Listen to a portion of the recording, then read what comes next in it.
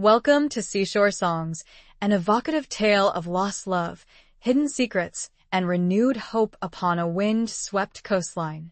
After 20 years away, Eleanor returns to the sleepy seaside hamlet of Seabreeze Landing. She plans only to settle her late parents' affairs until she's greeted by the echoes of a bittersweet past she can't quite leave behind. Amid dusty attics, old keepsakes, and a lighthouse that once guided her best memories, Eleanor crosses paths with Daniel, the man she left behind. Their unexpected reunion awakens forgotten yearnings and unresolved regrets. As local legends of missing fisherfolk and whispered apparitions stir the waters, Eleanor and Daniel find themselves confronting more than the ghosts of their youth. The eerie call of the lighthouse and the promise of second chances propel them on a journey through moonlit shores, buried diaries, and long-suppressed confessions. Seashore Songs invites you to wander the damp corridors of a time-worn house and sail across briny winds toward a love that, like the tide, refuses to fade away. Listen as Eleanor and Daniel discover that even the darkest storms can reveal lost truths and that sometimes, to truly come home, you must face the secrets the sea has guarded for decades. Settle in and let the hush of evening waves and the gentle hum of regrets guide you through an odyssey of healing, fate, and the boundless power of devotion on this mystical coast. Chapter 1. Return to Seabreeze Landing. The old Buick, affectionately nicknamed Betsy by Eleanor, groaned its way up the final stretch of winding coastal road. Salt spray kissed the windshield, blurring the already fading sunset into an impressionist painting of oranges and bruised purples. Eleanor, her silver hair pulled back in a practical braid, gripped the steering wheel a little tighter. 20 years. 20 years since she'd last seen Seabreeze Landing, and the knot in her stomach tightened with each mile closer. It wasn't just the memories, both sweet and bitter, that churned inside her. It was the finality of it all. Returning to close up her parents' house, the house she'd grown up in, felt like closing a chapter on her own life. A chapter she wasn't entirely sure she was ready to finish. The air grew thick with the scent of brine and decaying seaweed as she crossed the weathered sign welcoming visitors to Seabreeze Landing, a town anchored in history and heart. Eleanor snorted softly. History, yes. Heart, well, that remained to be seen. Her heart certainly hadn't been anchored here when she left. A young woman fleeing a small town, a broken romance, and the suffocating weight of expectation. The town hadn't changed much. The same clapboard houses lined the main street, their paint peeling under the relentless assault of the coastal weather. Mrs. Gable's general store still proudly displayed its faded awning, promising everything from bait to biscuits. Even the salty old fishermen, huddled on the docks mending their nets, seemed frozen in time. A wave of nostalgia, sharp and poignant, washed over Eleanor. Turning off Main Street, she navigated the familiar route towards the bluff overlooking the ocean. The house, a sprawling Victorian with a wraparound porch, stood silhouetted against the twilight. Its once white paint was now a ghostly gray, the porch swing hung listlessly, and the windows stared out like vacant eyes. A deep sigh escaped Eleanor's lips.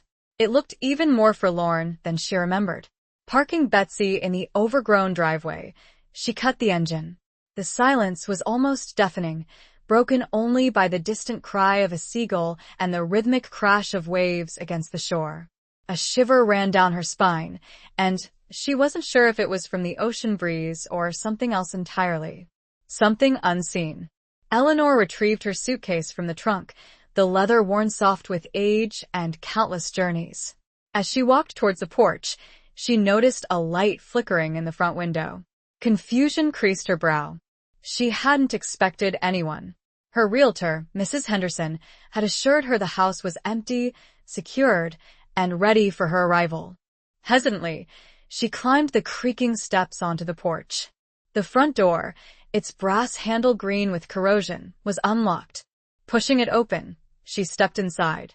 The air was thick with the musty scent of old wood, dust, and something vaguely floral and oddly familiar. "Hello?"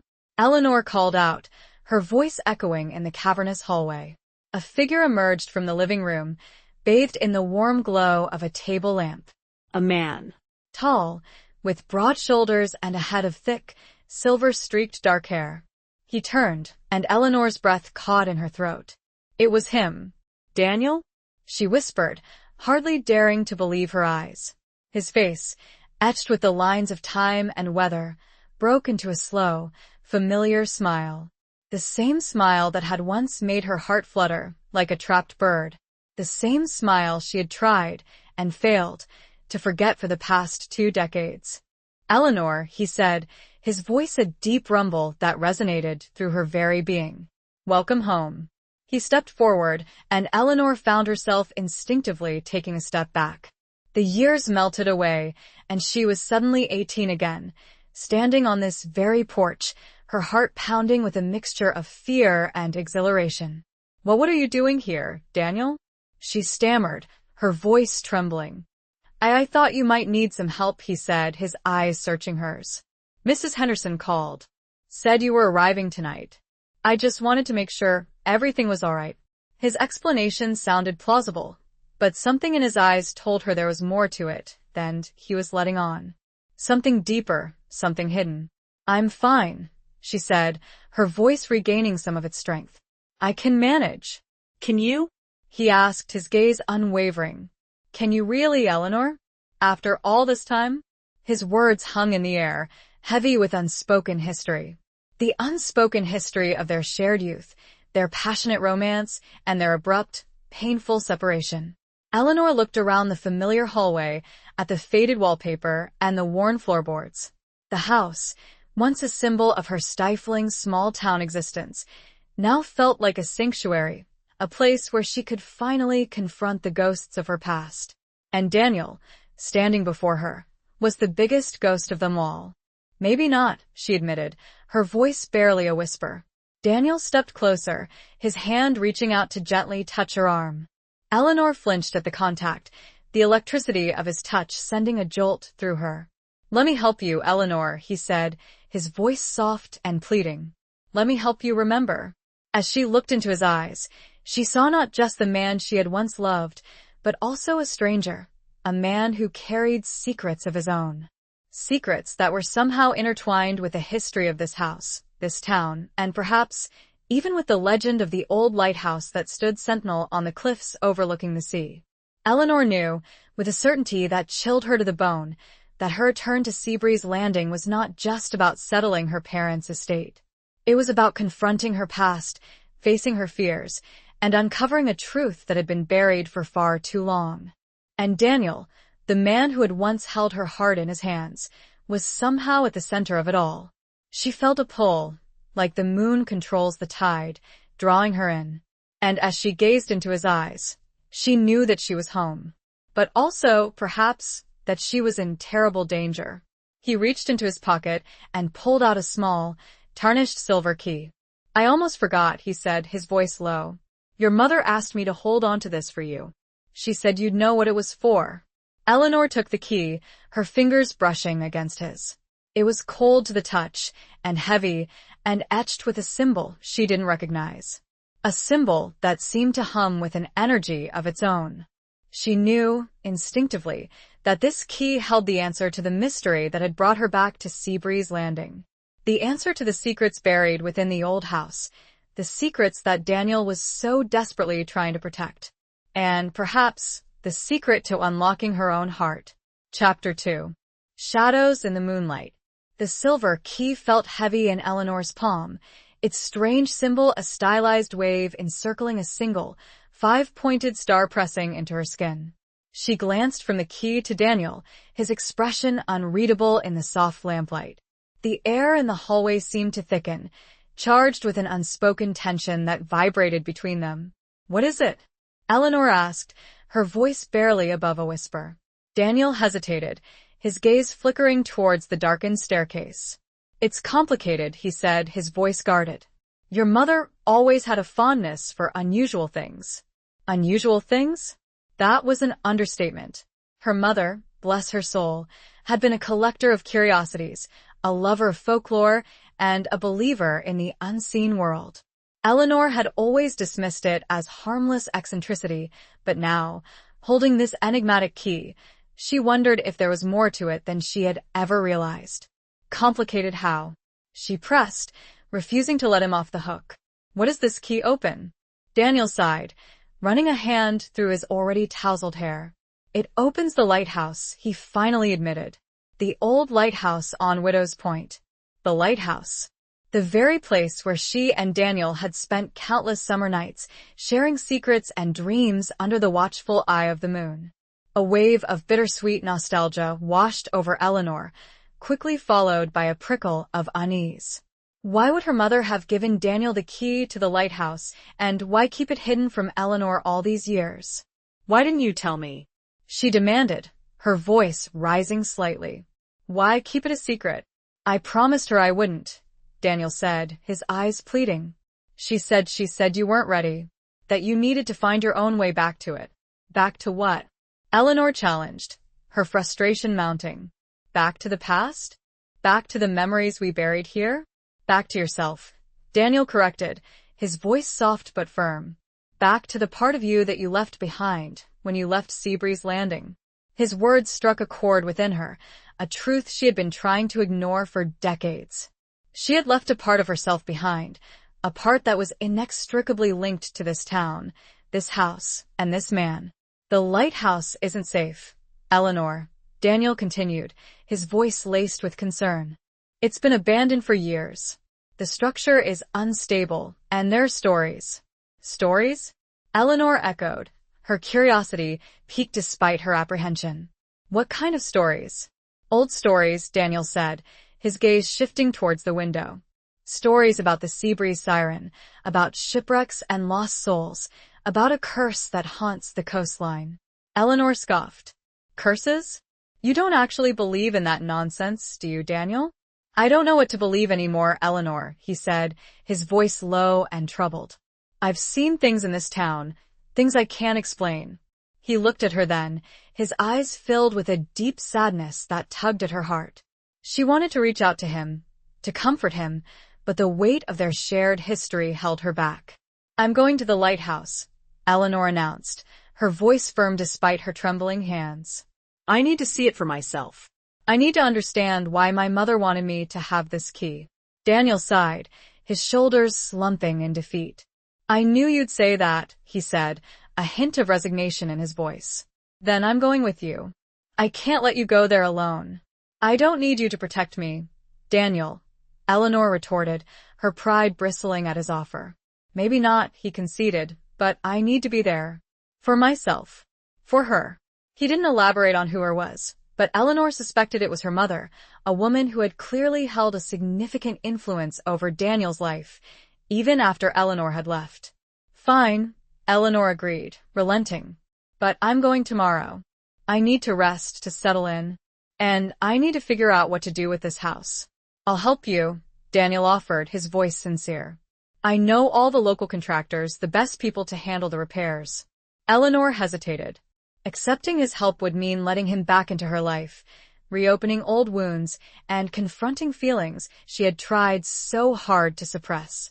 But she couldn't deny that she needed his help. She was alone in this town, facing a daunting task, and Daniel was the only person she could trust. Or, at least, the only person she wanted to trust. All right, she said, her voice barely audible. Thank you, Daniel. He smiled, a genuine smile that reached his eyes and warmed her heart. You're welcome, Eleanor. Welcome back. He turned to leave, but paused at the doorway. There's one more thing, he said, his voice low.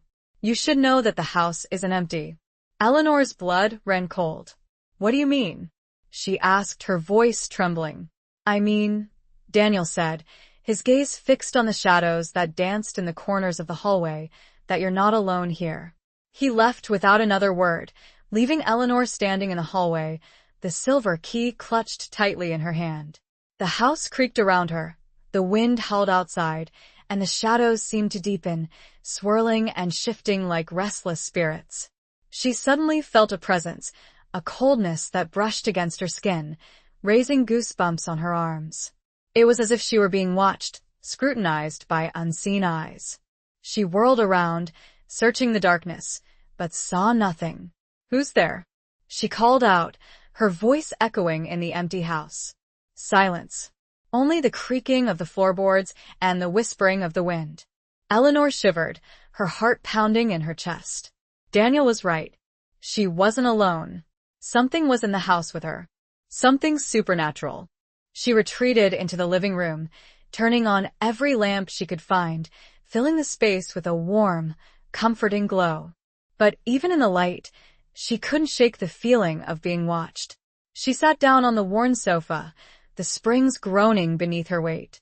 Her gaze fell upon a framed photograph on the mantelpiece. It was a picture of her parents, young and smiling, standing in front of the lighthouse. Her mother's arm was draped around her father's shoulder, and they looked impossibly happy. A wave of grief washed over Eleanor, a sharp, aching pain that brought tears to her eyes. She missed them both terribly, missed their laughter, their wisdom, their unwavering love. She wondered what they would think of her now, returning to Seabreeze Landing after all these years, a woman haunted by her past, a woman searching for answers. As she stared at the photograph, she noticed something strange in the background. A faint, shimmering light emanating from the top of the lighthouse. A light that seemed to pulse with an otherworldly energy. Eleanor leaned closer, squinting her eyes. The light was there, undeniable. But it wasn't a natural light. It was something else entirely. Something magical. And then she heard it. A faint, ethereal melody, drifting on the wind. A song, haunting and beautiful, that seemed to resonate deep within her soul. The Seabreeze siren. The legend was real, and it was calling to her. The music seemed to envelop her, wrapping around her. The notes swirled and danced, pulling her deeper in.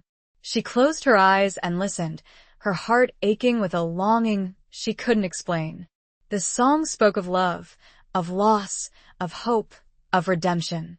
It spoke of everything she had ever wanted, everything she had ever feared. Chapter 3. The Whispering Woods. The ethereal melody faded, leaving Eleanor in a state of profound disorientation. The room spun slightly, and she gripped the arms of the sofa to steady herself. The photograph of her parents blurred before her eyes, their smiling faces seeming to mock her unease. Had she imagined the music? Was it simply the product of her grief-stricken mind, conjuring up fantasies to cope with the reality of her loss?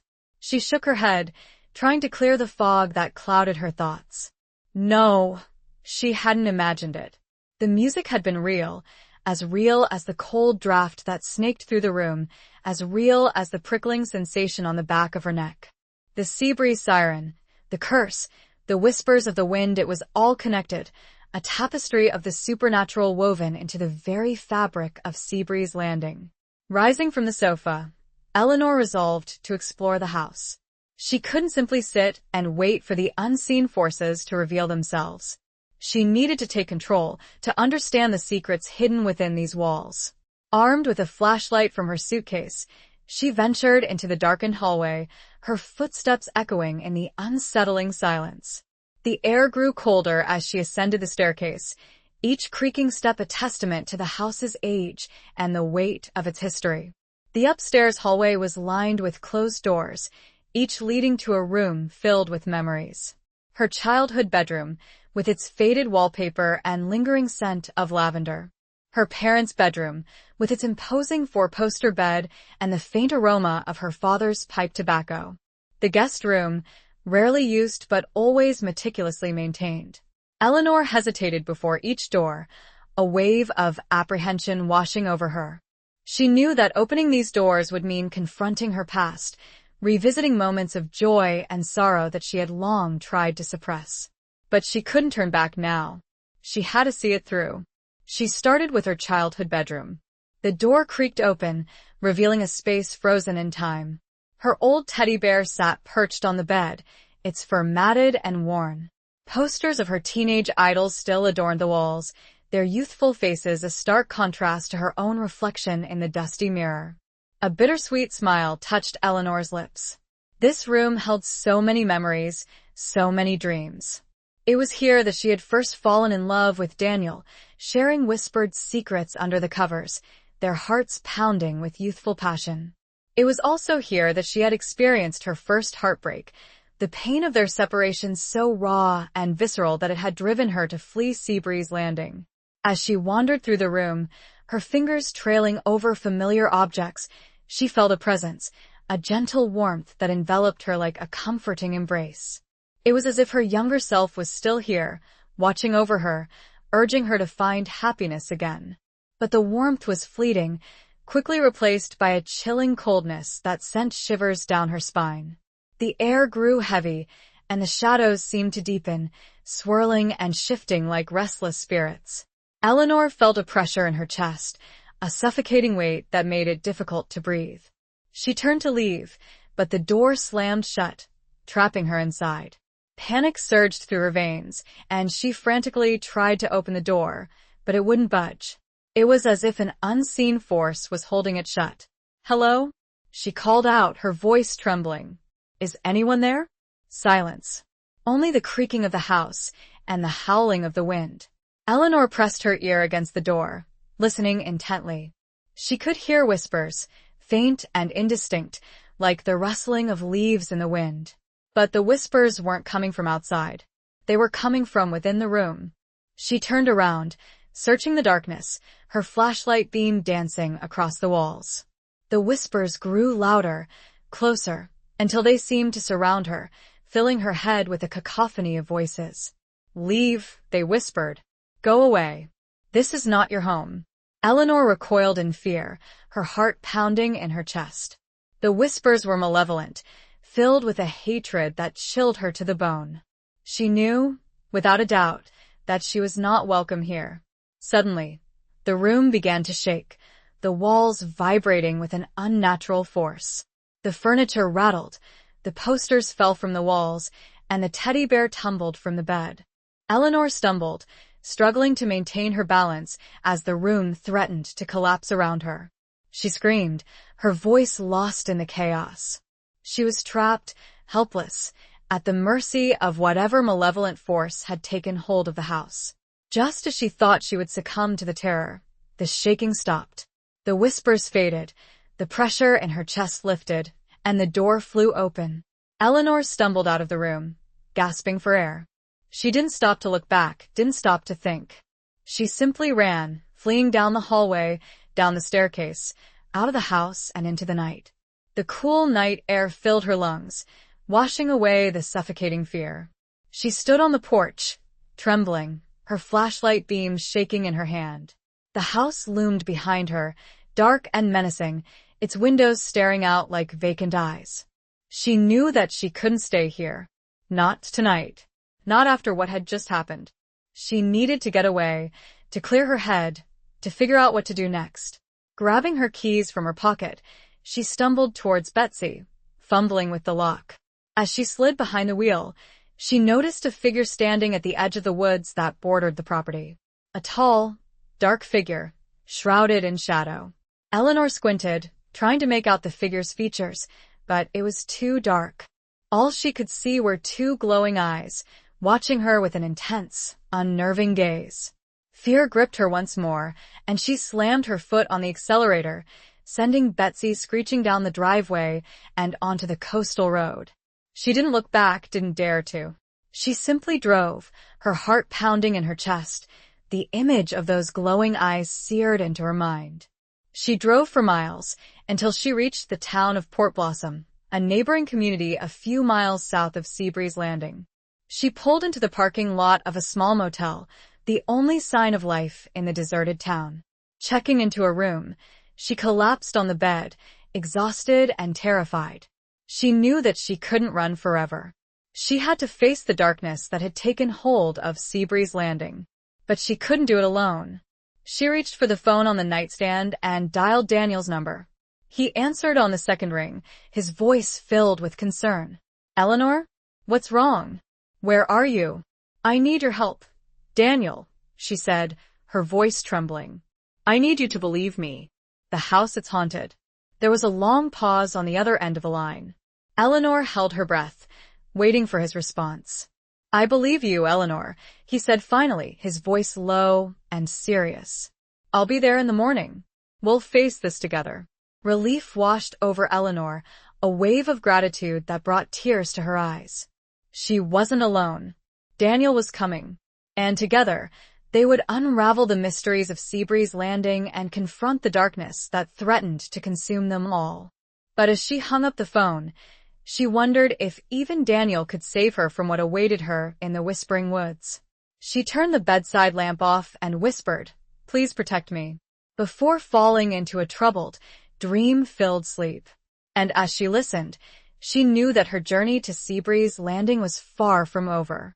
It had just begun.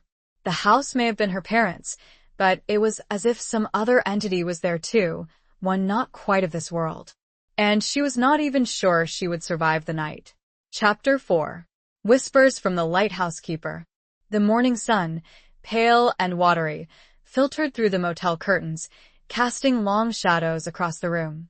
Eleanor woke with a start, her body stiff and aching, her mind still reeling from the events of the previous night. The memory of the whispering voices, the shaking room, and the glowing eyes in the woods sent a shiver down her spine. She sat up in bed, trying to shake off the lingering fear. Daniel was coming. He had promised to help her.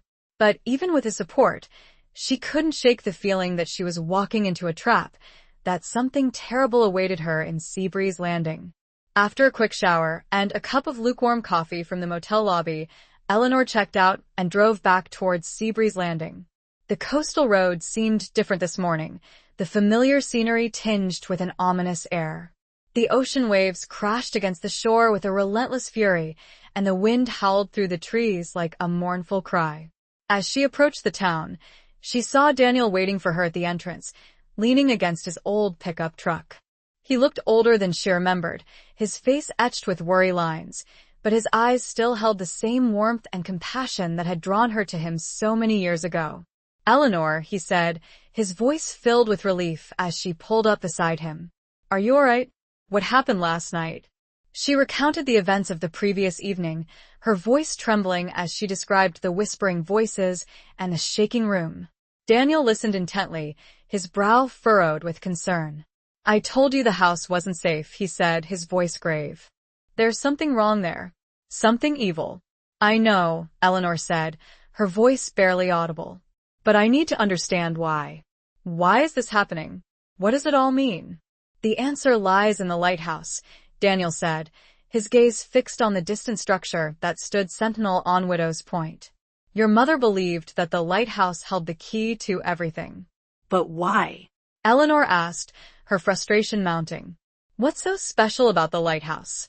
"It's more than just a lighthouse, Eleanor," Daniel said, his voice low and mysterious. "It's a gateway, a nexus point between this world and another." Eleanor stared at him in disbelief. "You're talking about the supernatural again, Daniel. You can't seriously believe that." "I've seen things, Eleanor," he insisted, his eyes pleading. "Things you wouldn't believe." "The lighthouse is connected to the Seabreeze siren, to the curse that haunts this coastline. It's all intertwined." Eleanor sighed, running a hand through her hair. She didn't want to believe in curses and sirens and supernatural gateways. She wanted to believe in logic, in reason, in the tangible world. But she couldn't deny what she had experienced the previous night. The whispers, the shaking, the presence in the house, it was all too real. "All right," she said finally, her voice resigned. "Let's go to the lighthouse. Let's see what secrets it holds." Daniel nodded, his expression grim. "Be careful, Eleanor," he warned. "The lighthouse is a dangerous place. We don't know what we'll find there." They drove to the base of Widow's Point, parking the trucks at the foot of the winding path that led to the lighthouse. The path was overgrown with weeds and littered with fallen branches, a testament to the lighthouse's abandonment. As they ascended the path, the wind howled around them, whipping their hair and clothes. The ocean waves crashed against the cliffs below, sending spray high into the air. The atmosphere was oppressive, filled with a sense of foreboding. "The lighthouse keeper," Daniel said, breaking the silence. "Old Man Hemlock. He was the last one to man the light before it was automated." "What about him?" Eleanor asked, her curiosity piqued. He knew things, Daniel said, his voice low. Secrets about the lighthouse, about the Seabreeze siren, about the history of this town. But he was a recluse, a strange old man who kept to himself. Where is he now? Eleanor asked. He disappeared years ago, Daniel said, his voice tinged with sadness. Vanished without a trace. Some say he was claimed by the sea. Others say he simply wandered off into the woods, never to be seen again. Do you think he knew something about my mother? Eleanor asked. I don't know, Daniel said, his gaze fixed on the lighthouse. But if anyone knew the secrets of this town, it was Old Man Hemlock. They reached the top of Widow's Point, and the lighthouse loomed before them, a towering structure of stone and steel. Its paint was peeling, its windows were cracked, and its overall appearance was one of decay and neglect. Daniel unlocked the heavy wooden door with a silver key, and they stepped inside. The air was cold and damp, filled with the scent of mildew and decay. The interior of the lighthouse was a spiral staircase that wound its way to the top, each step worn smooth by countless footsteps. As they ascended the staircase, Eleanor felt a sense of unease growing within her.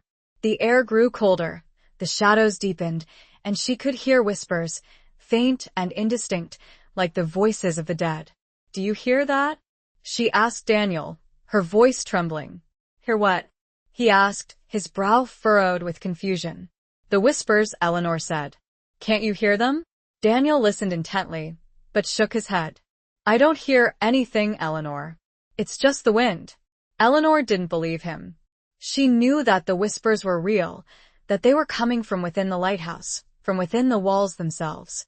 They reached the top of the staircase and stepped into the lantern room, the glass-enclosed chamber that housed the lighthouse's powerful light. The light was long gone, replaced by a modern automated system, but the room still held a sense of its former glory. The view from the lantern room was breathtaking, a panoramic vista of the coastline, the ocean, and the town of Seabreeze Landing. But Eleanor couldn't appreciate the view.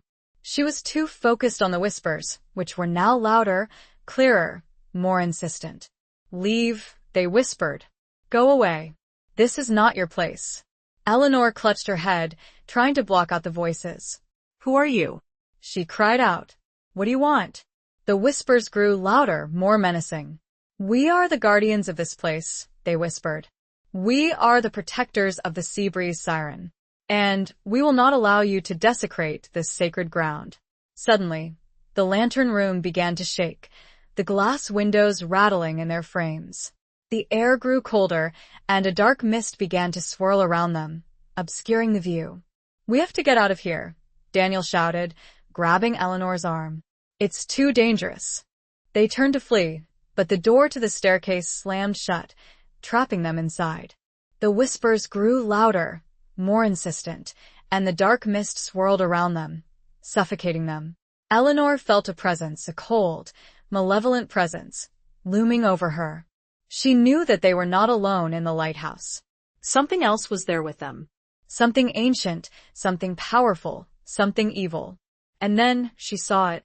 A figure, shimmering and translucent, floating in the center of the lantern room. A woman, with long, flowing hair and eyes that glowed with an otherworldly light. The Seabreeze siren. The siren's lips parted, and she began to sing. A haunting, ethereal melody that resonated deep within Eleanor's soul. The melody was beautiful, captivating, but it also held a sense of sorrow, of loss, of despair.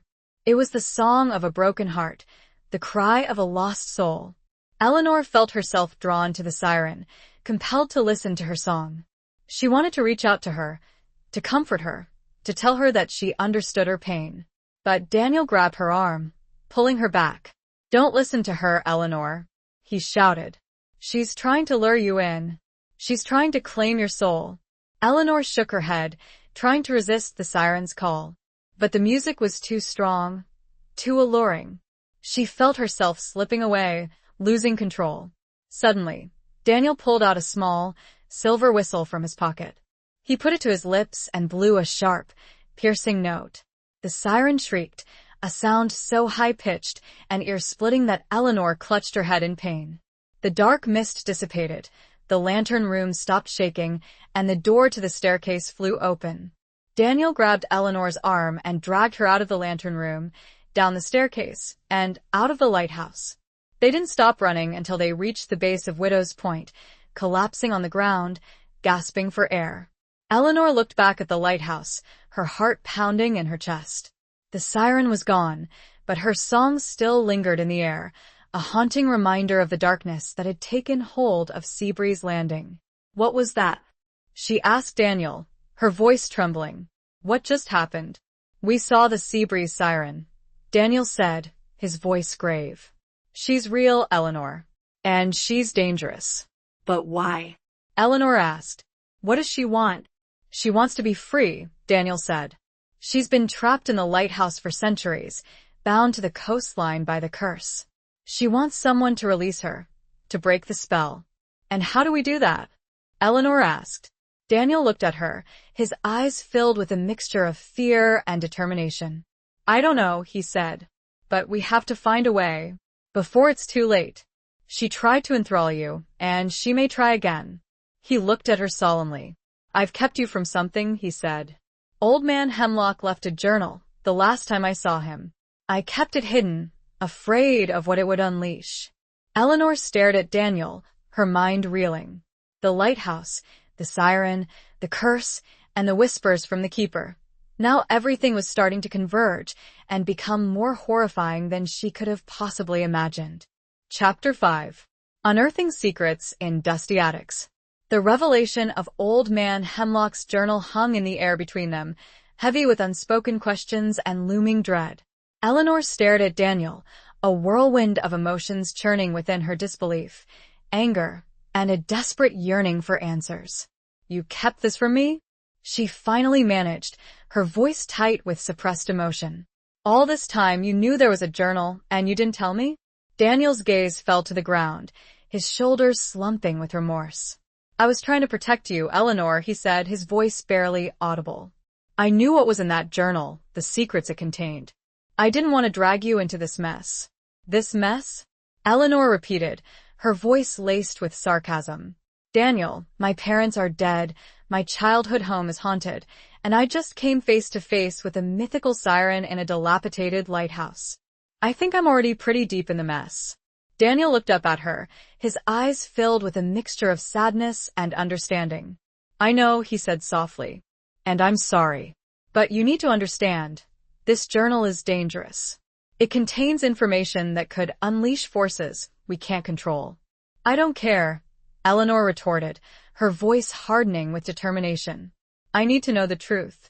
I need to understand what's happening here. Where is the journal? Daniel hesitated for a moment, then sighed in resignation. It's in my place, he said. Hidden in the attic. I'll take you there. They drove back to town in silence, the weight of their shared history and the looming threat of the unknown pressing down on them. Daniel's house was a small, weathered cottage on the outskirts of Seabreeze Landing, overlooking the harbor. It was a simple, unassuming dwelling, but it exuded a sense of warmth and comfort. Inside, the house was filled with nautical artifacts, fishing nets, weathered buoys, and framed photographs of ships and sailors. The air smelled of salt and old wood, a familiar scent that transported Eleanor back to her childhood. The attic is up these stairs, Daniel said, gesturing towards a narrow staircase in the corner of the living room. Be careful, it's steep. Eleanor followed him up the stairs, her heart pounding in her chest. The attic was dark and dusty, filled with forgotten treasures and discarded memories. The air was thick with the scent of mothballs and decaying paper. It's somewhere in here, Daniel said, his voice muffled by the low ceiling. I haven't been up here in years. They began to search the attic, sifting through piles of old clothes, broken furniture, and dusty boxes.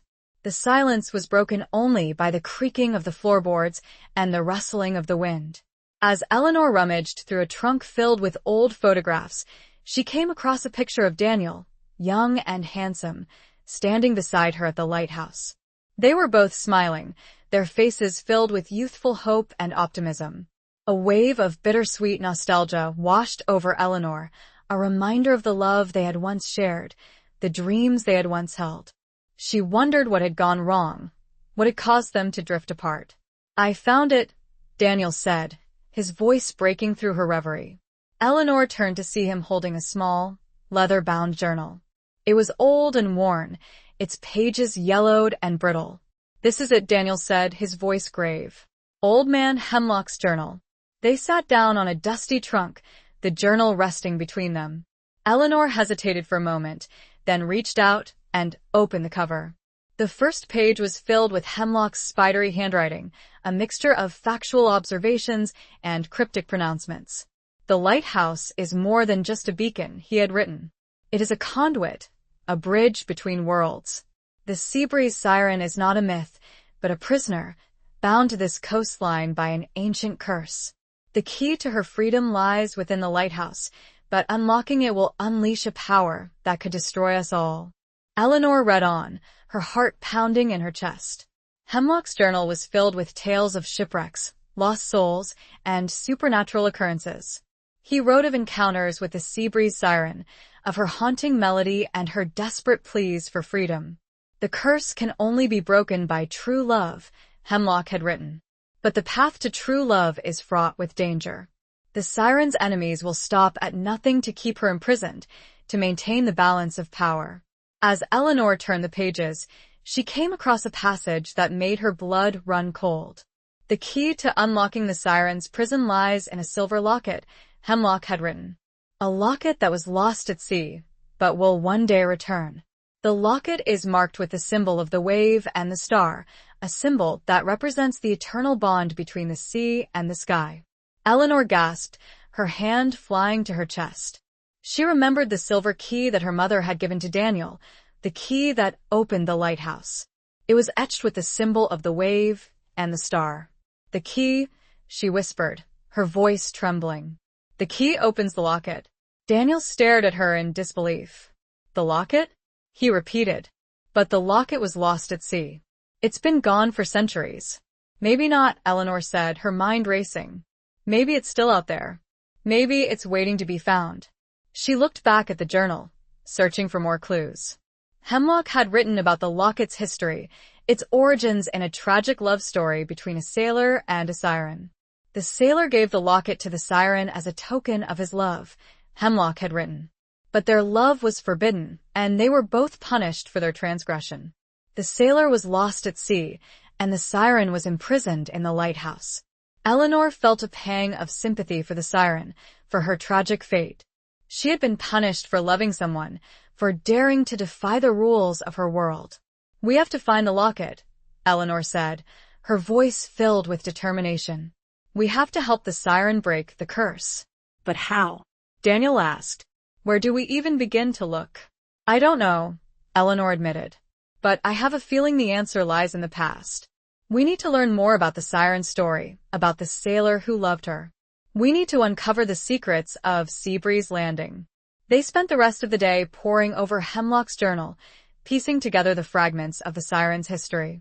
They learned that her name was Lorelei, and that she had been a powerful enchantress, capable of controlling the tides and summoning storms. They also learned that she had been betrayed by her own people, who feared her power and sought to control her. They had imprisoned her in the lighthouse, binding her to the coastline with a curse that could only be broken by true love. As the sun began to set, casting long shadows across the attic, Eleanor felt a sense of urgency growing within her. The siren was suffering, trapped in her prison, and they were running out of time to save her.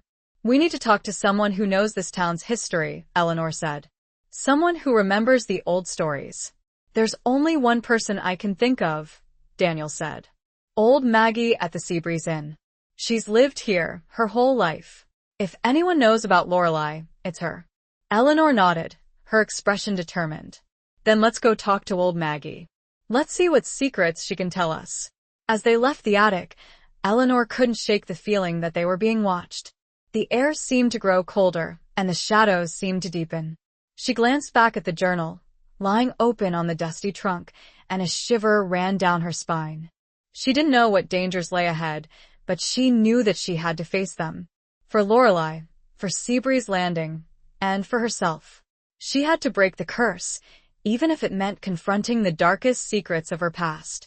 Chapter 6. The Wish List Revisited. The Seabreeze Inn, a weathered clapboard building overlooking the harbor, was a local institution. Its walls, adorned with faded nautical charts and framed photographs of fishing boats, whispered tales of generations past. The air inside was thick with the aroma of saltwater taffy and simmering clam chowder, a comforting blend that momentarily eased Eleanor's anxieties. Old Maggie, the inn's proprietor, was a woman of considerable age and even greater character. Her face, etched with wrinkles earned from years of sun and sea, held a spark of shrewdness that belied her gentle demeanor. She greeted Daniel with a warm hug, her eyes crinkling at the corners. "Daniel, darlin', it's good to see you," she rasped, her voice like the gentle lapping of waves against the shore. "And who's this lovely lady you've brought with you?" "Maggie, this is Eleanor," Daniel said, placing a hand on Eleanor's shoulder. "She's back in town to settle her parents' estate." Maggie's eyes widened in recognition. "Eleanor?" "Little Eleanor who ran off to the city. My, look at you now. Welcome back, dear. Though I wish it were under happier circumstances." Eleanor offered a polite smile, her gaze darting around the inn, taking in the familiar sights and sounds. It felt strange to be back in Seabreeze Landing, surrounded by the ghosts of her past. "Maggie, we were hoping you could help us with something," Daniel said, his voice lowering. "We're trying to learn more about the Seabreeze siren." Maggie's expression clouded over, her eyes narrowing with suspicion. "The siren?" she repeated, her voice barely above a whisper. "Why are you asking about her?" "We found Old Man Hemlock's journal," Eleanor interjected, her voice urgent. "It talks about the siren, about the curse, about a silver locket." Maggie's eyes widened in alarm. "Hemlock's journal? You found it? That's not good at all. We need to understand the siren story," Eleanor pleaded. "We need to know how to break the curse." Maggie hesitated for a moment, her gaze shifting from Eleanor to Daniel and back again. Then, with a sigh of resignation, she led them to a quiet corner of the inn, away from the prying ears of the other patrons. "The siren," Maggie began, her voice low and somber, "is a tragedy. Her real name was Lorelei, and she was a beautiful and powerful enchantress. She could control the tides, summon storms, and weave magic with her voice." Maggie recounted the tale of Lorelei's betrayal, her imprisonment in the lighthouse, and the curse that bound her to the coastline. She spoke of the sailor who had loved her, of their forbidden romance, and of the silver locket that had symbolized their eternal bond. "The locket was lost at sea," Maggie said, her voice tinged with sadness. "But legend has it that it will one day return, carried back to shore by the waves. When the locket is found, and when true love breaks the curse, Lorelei will finally be free." "But how do we find the locket?" Eleanor asked, her voice filled with desperation. "Where do we even begin to look?"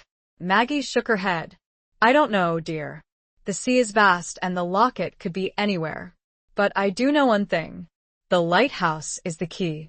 Lorelei's spirit is bound to that place, and she will guide you if you listen closely." As they left the Seabreeze Inn, Eleanor felt a renewed sense of purpose. The locket was out there, somewhere in the vast expanse of the ocean. And Lorelei was waiting, trapped in her prison, longing to be free. "We need to go back to the lighthouse," Eleanor said to Daniel. "We need to search for clues, for anything that might lead us to the locket." "I'm with you," Daniel said, his voice resolute. "But we need to be careful. The lighthouse is a dangerous place, and we don't know what we'll find there." They returned to Widow's Point, the lighthouse looming before them like a silent sentinel. As they approached the structure, Eleanor noticed something different. The door, which they had locked earlier in the day, was now slightly ajar. "Someone's been here," Daniel whispered, his hand instinctively reaching for the small silver whistle in his pocket. They cautiously entered the lighthouse, their senses on high alert. The air was cold and damp, and the shadows seemed to deepen, swirling and shifting like restless spirits. As they ascended the spiral staircase, Eleanor noticed something glinting in the dim light. It was a small piece of paper, tucked into a crevice in the wall. She reached for the paper, her fingers trembling. It was a page torn from a notebook, covered in spidery handwriting. "The wish list," Eleanor whispered, her heart skipping a beat. The wish list was a tradition she and Daniel had started as teenagers, writing down their hopes and dreams on scraps of paper and hiding them in the lighthouse. It was a symbol of their youthful optimism, of their belief that anything was possible. She unfolded the paper, her eyes scanning the familiar handwriting. It was Daniel's. "I wish," he had written, "that Eleanor and I will be together forever. That we will always love each other, no matter what." Eleanor's eyes welled up with tears. She had forgotten about the wish list, about the dreams they had shared. It was a painful reminder of what they had lost, of the love that had been shattered. But as she continued to read, she noticed something else written on the paper, something that she hadn't seen before. It was written in a different handwriting, a spidery scrawl that she recognized as Old Man Hemlock's. "The locket lies where dreams are lost," Hemlock had written. "Where the waves crash and the secrets are kept. Seek the cove of broken promises, and there you will find what you seek." Eleanor gasped, her mind racing. The cove of broken promises. She knew exactly what Hemlock was referring to. "The cove," she said to Daniel, her voice urgent. "He's talking about the cove where we used to meet, the cove where we broke up." Daniel's eyes widened in realization. "The cove of broken promises," he repeated. "I can't believe I didn't think of it sooner." "We have to go there," Eleanor said. "The locket must be there, waiting for us." They left the lighthouse, their hearts pounding with anticipation. The cove was a secluded spot on the coastline, a place shrouded in mist and mystery. It was a place where dreams had died and where secrets were buried. But it was also a place where hope might still linger, waiting to be rediscovered. As they drove towards the cove, Eleanor couldn't help but feel a sense of foreboding. She knew that they were getting closer to the truth, closer to breaking the curse. But she also knew that they were walking into danger. The Cove of Broken Promises was a place of rugged beauty, its jagged cliffs overlooking a crescent-shaped beach of white sand. The air was thick with the scent of salt and decaying seaweed, and the sound of the waves crashing against the shore was deafening. As they walked along the beach, searching for clues, Eleanor felt a presence, a coldness that brushed against her skin. She knew that they were not alone. Lorelei's spirit was with them, guiding them, urging them to find the locket.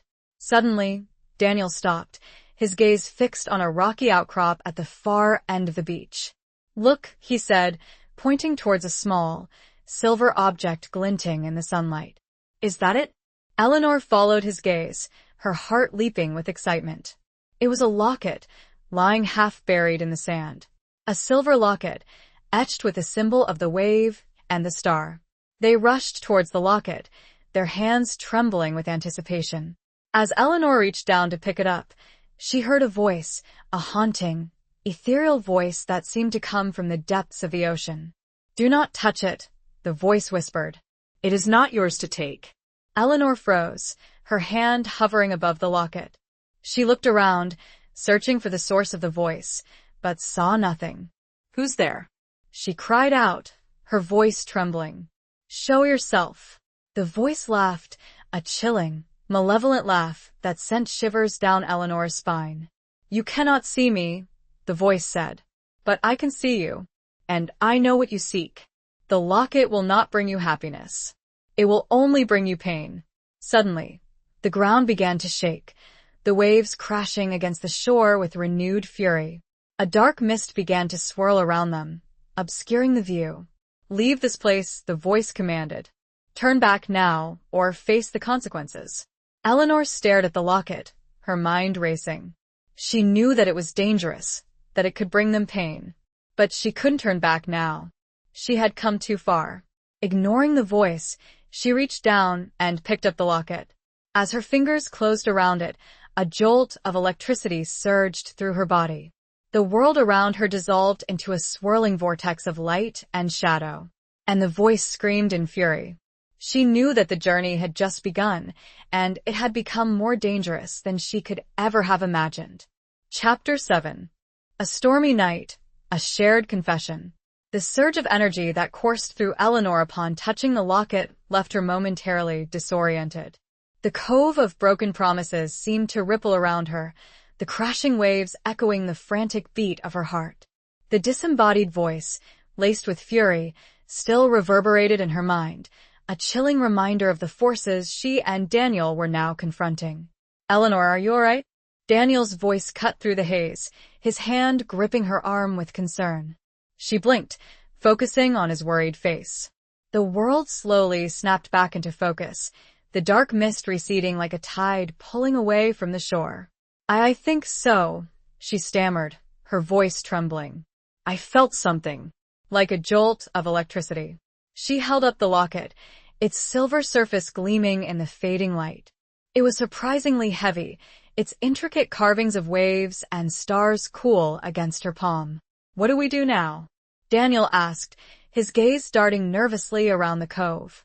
"We've got the locket. What's the next step?" According to Hemlock's journal, the locket unlocks Lorelei's prison, Eleanor said, her voice regaining some of its strength. "We need to take it back to the lighthouse, to the lantern room where she's trapped." As they turned to leave the cove, the sky above them darkened ominously. The wind howled, whipping their hair and clothes, and the first fat raindrops began to fall. A storm was brewing, a tempest that mirrored the turmoil within Eleanor's heart. They hurried back to Daniel's truck, the rain intensifying with each passing moment. By the time they reached the lighthouse, the storm was in full swing, the wind screaming like a banshee and the waves crashing against the cliffs with ferocious intensity. "This is insane," Daniel shouted over the roar of the storm. "We can't go up there in this weather. It's too dangerous." "We have to, Daniel," Eleanor insisted, her voice resolute. "Lorelei's waiting. We can't abandon her now." They braved the elements, battling their way up the winding path to the lighthouse, the wind threatening to rip them from their feet. By the time they reached the entrance, they were soaked to the bone, their bodies shivering with cold. Inside the lighthouse, the storm raged even more fiercely. The wind howled through the cracks in the walls, and the rain beat against the windows like a relentless drum. "This is crazy," Daniel said, his voice trembling. "We should turn back." But Eleanor was determined. She started up the spiral staircase, her hand gripping the locket tightly, her mind focused on Lorelei and her desperate plea for freedom. They reached the lantern room, the storm swirling around them like a maelstrom. The glass windows rattled violently, and the entire structure seemed to groan under the force of the wind. As Eleanor stepped into the lantern room, she felt a presence, a cold, ethereal presence that sent shivers down her spine. Lorelei was there, waiting for them. "You have returned." Lorelei's voice echoed through the room, a haunting, ethereal melody that cut through the roar of the storm. "You have brought the locket." Eleanor held out the locket, her hand trembling. "We want to help you, Lorelei," she said, her voice filled with sincerity. "We want to break the curse." Lorelei's shimmering form materialized before them, her eyes glowing with an otherworldly light. "The locket is the key," she said. "But it is not enough. You must also offer a sacrifice of true love." Eleanor's heart sank. A sacrifice of true love? What did that mean? "What kind of sacrifice?" she asked, her voice barely above a whisper. "You must give up what you hold most dear," Lorelei said, her voice filled with sorrow. "You must be willing to sacrifice your own happiness for the sake of another." Eleanor looked at Daniel, her mind racing. What was she willing to sacrifice for Lorelei? Her newfound sense of purpose? Her chance at happiness? Her life? I don't know what to do," she stammered, her voice trembling. "The choice is yours," Lorelei said, her voice fading. "But time is running out. The storm is growing stronger, and the curse is tightening its grip. If you do not act soon, all will be lost." With that, Lorelei's form dissolved, leaving Eleanor and Daniel alone in the storm-ravaged lantern room. "What do we do?" Daniel asked, his voice filled with desperation. "What does she mean by a sacrifice of true love?" Eleanor looked at him, her eyes filled with tears. She knew what she had to do. "I have to sacrifice my chance with you, Daniel, she said, her voice barely audible. I have to let you go. Daniel stared at her in disbelief. What are you talking about? He asked. We've just found each other again. We can't give up now. But Lorelei needs us, Eleanor said, her voice pleading. She's been trapped here for centuries, suffering alone. We can't abandon her now, just when she's so close to freedom. But why does it have to be us? Daniel asked, his voice filled with frustration. Why do we have to sacrifice our happiness? Because we're the ones who found the locket, Eleanor said. Because we're the ones who care. Because we're the only ones who can help her. She reached out and took Daniel's hand, her fingers intertwining with his. I love you, Daniel, she said, her voice filled with emotion. I always have, and I always will. But I can't let my feelings for you stand in the way of doing what's right. Tears streamed down Daniel's face, his heart breaking with the realization of what she was saying. He knew that she was right, that they had to help Lorelei, even if it meant sacrificing their own happiness. I love you too, Eleanor, he said, his voice choked with emotion. And I understand, but it doesn't make it any easier. With trembling hands, Eleanor opened the locket. Inside, she found a small piece of parchment covered in Lorelei's spidery handwriting. Place this locket on the lantern, Eleanor read aloud, and speak the words of release, the words of true love. The curse will be broken, and I will be free. Eleanor placed the locket on the base of the long dormant lantern and closed her eyes, focusing on Lorelei's spirit, on her longing for freedom. She thought about her own love for Daniel, about the sacrifices she was willing to make for him. And then, with a deep breath, she spoke the words of release, the words of true love. I release you, Lorelei, she said, her voice filled with emotion. I release you from the curse that binds you to this place. I release you to find peace, to find happiness, to find true love. As the words left her lips, the lighthouse began to shake violently. The wind screamed, the rain pounded, and the entire structure seemed to groan under the force of the storm. Suddenly, a blinding light filled the lantern room, engulfing Eleanor and Daniel in its radiant glow. And then, just as suddenly, it was gone. The lighthouse was silent, the storm had subsided, and Lorelei was free. Eleanor and Daniel stood in the lantern room, their bodies trembling, their hearts filled with a mixture of relief and sorrow. They had done it. They had broken the curse, and they had freed Lorelei. But they had also sacrificed their own chance at happiness. As they turned to leave the lighthouse, Daniel stopped, his gaze fixed on something on the floor. It was a small, silver seashell, shimmering in the moonlight. He picked it up, his fingers tracing its delicate curves. Look, he said, his voice filled with wonder. It's a gift from Lorelei. Eleanor took the seashell, her fingers brushing against Daniel's. It was warm to the touch, and it seemed to pulse with a gentle energy. What does it mean? She asked, her voice barely above a whisper. Daniel smiled, his eyes sparkling with hope. I think, he said, it means that true love is not always about sacrifice. Sometimes it's about second chances. As they left the lighthouse, walking hand in hand beneath the clearing skies, Eleanor knew that Daniel was right. They had sacrificed their chance at happiness, but in doing so, they had opened the door to something even greater. They had broken the curse, they had freed Lorelei, and they had found their way back to each other. And even though their journey was far from over, they knew that they would face whatever challenges lay ahead together, their love stronger than ever. The storm within had subsided, and they found peace and each other. Chapter 8. Tides of Memory and Regret. The morning after the storm dawned bright and clear, as if the tempestuous night had been nothing more than a fevered dream. Sunlight streamed through Eleanor's motel window, chasing away the shadows that had clung to her since her return to Seabreeze Landing. Yet, despite the tranquil beauty of the day, a sense of unease lingered within her, a tide of memories and regrets threatening to pull her under.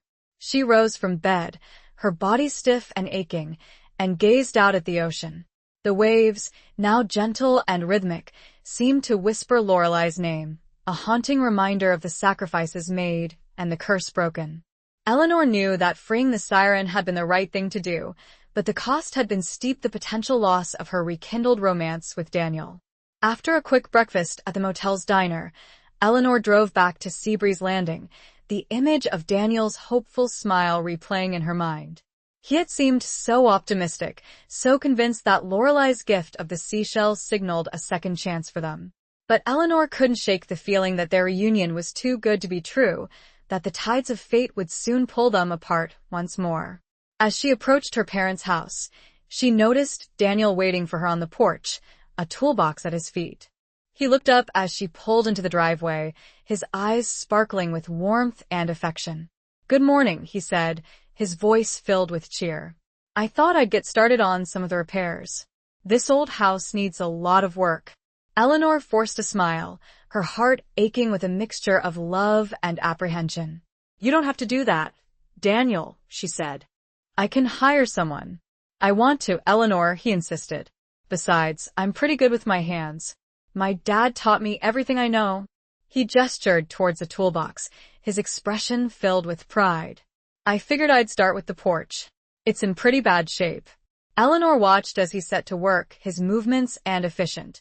He seemed so happy, so content, as if their past mistakes had been erased and their future was filled with endless possibilities. But Eleanor couldn't share his optimism. She knew that their relationship was built on shaky ground, on a foundation of unresolved issues and unspoken regrets. She had left him once before, and she couldn't shake the fear that she would do it again. As Daniel hammered away at the porch, Eleanor wandered inside the house, her gaze drawn to the framed photograph of her parents on the mantelpiece. They looked so happy, so in love, their faces radiating a joy that Eleanor had never known. She picked up the photograph, her fingers tracing the outline of her mother's face. She missed her terribly, missed her wisdom, her guidance, her unwavering love. She wondered what her mother would think of her now, returning to Seabreeze Landing after all these years, still haunted by her past, still searching for her place in the world. A wave of grief washed over Eleanor, a sharp, aching pain that brought tears to her eyes. She had wasted so many years, running away from her problems, neglecting her family, and denying her own happiness. She wandered through the house, her footsteps echoing in the unsettling silence. The house seemed different today, lighter, more peaceful, as if Lorelei's release had lifted a weight from its soul. But even with Lorelei gone, Eleanor couldn't shake the feeling that she was being watched. The air seemed to grow colder, and the shadows seemed to deepen. She glanced around nervously, her heart pounding in her chest. Suddenly, she heard a whisper, faint and indistinct, like the rustling of leaves in the wind. She froze, her senses on high alert. "Leave," the whisper said. "Go away. This is not your home." Eleanor's blood ran cold. The whispers were back. She whirled around, searching the darkness, her heart pounding in her chest. But she saw nothing. "Who's there?" she called out, her voice trembling. "Show yourself." Silence. Only the creaking of the house and the howling of the wind. Eleanor shivered, her mind racing. She had thought that Lorelei's release had banished the evil from the house, but she was wrong. Something else was still there, lurking in the shadows, waiting for her. She fled outside, her heart pounding in her chest. She needed to get away, to clear her head, to figure out what to do next. She found Daniel still working on the porch, his brow furrowed in concentration. She watched him for a moment, admiring his strength, his determination, his unwavering love for her.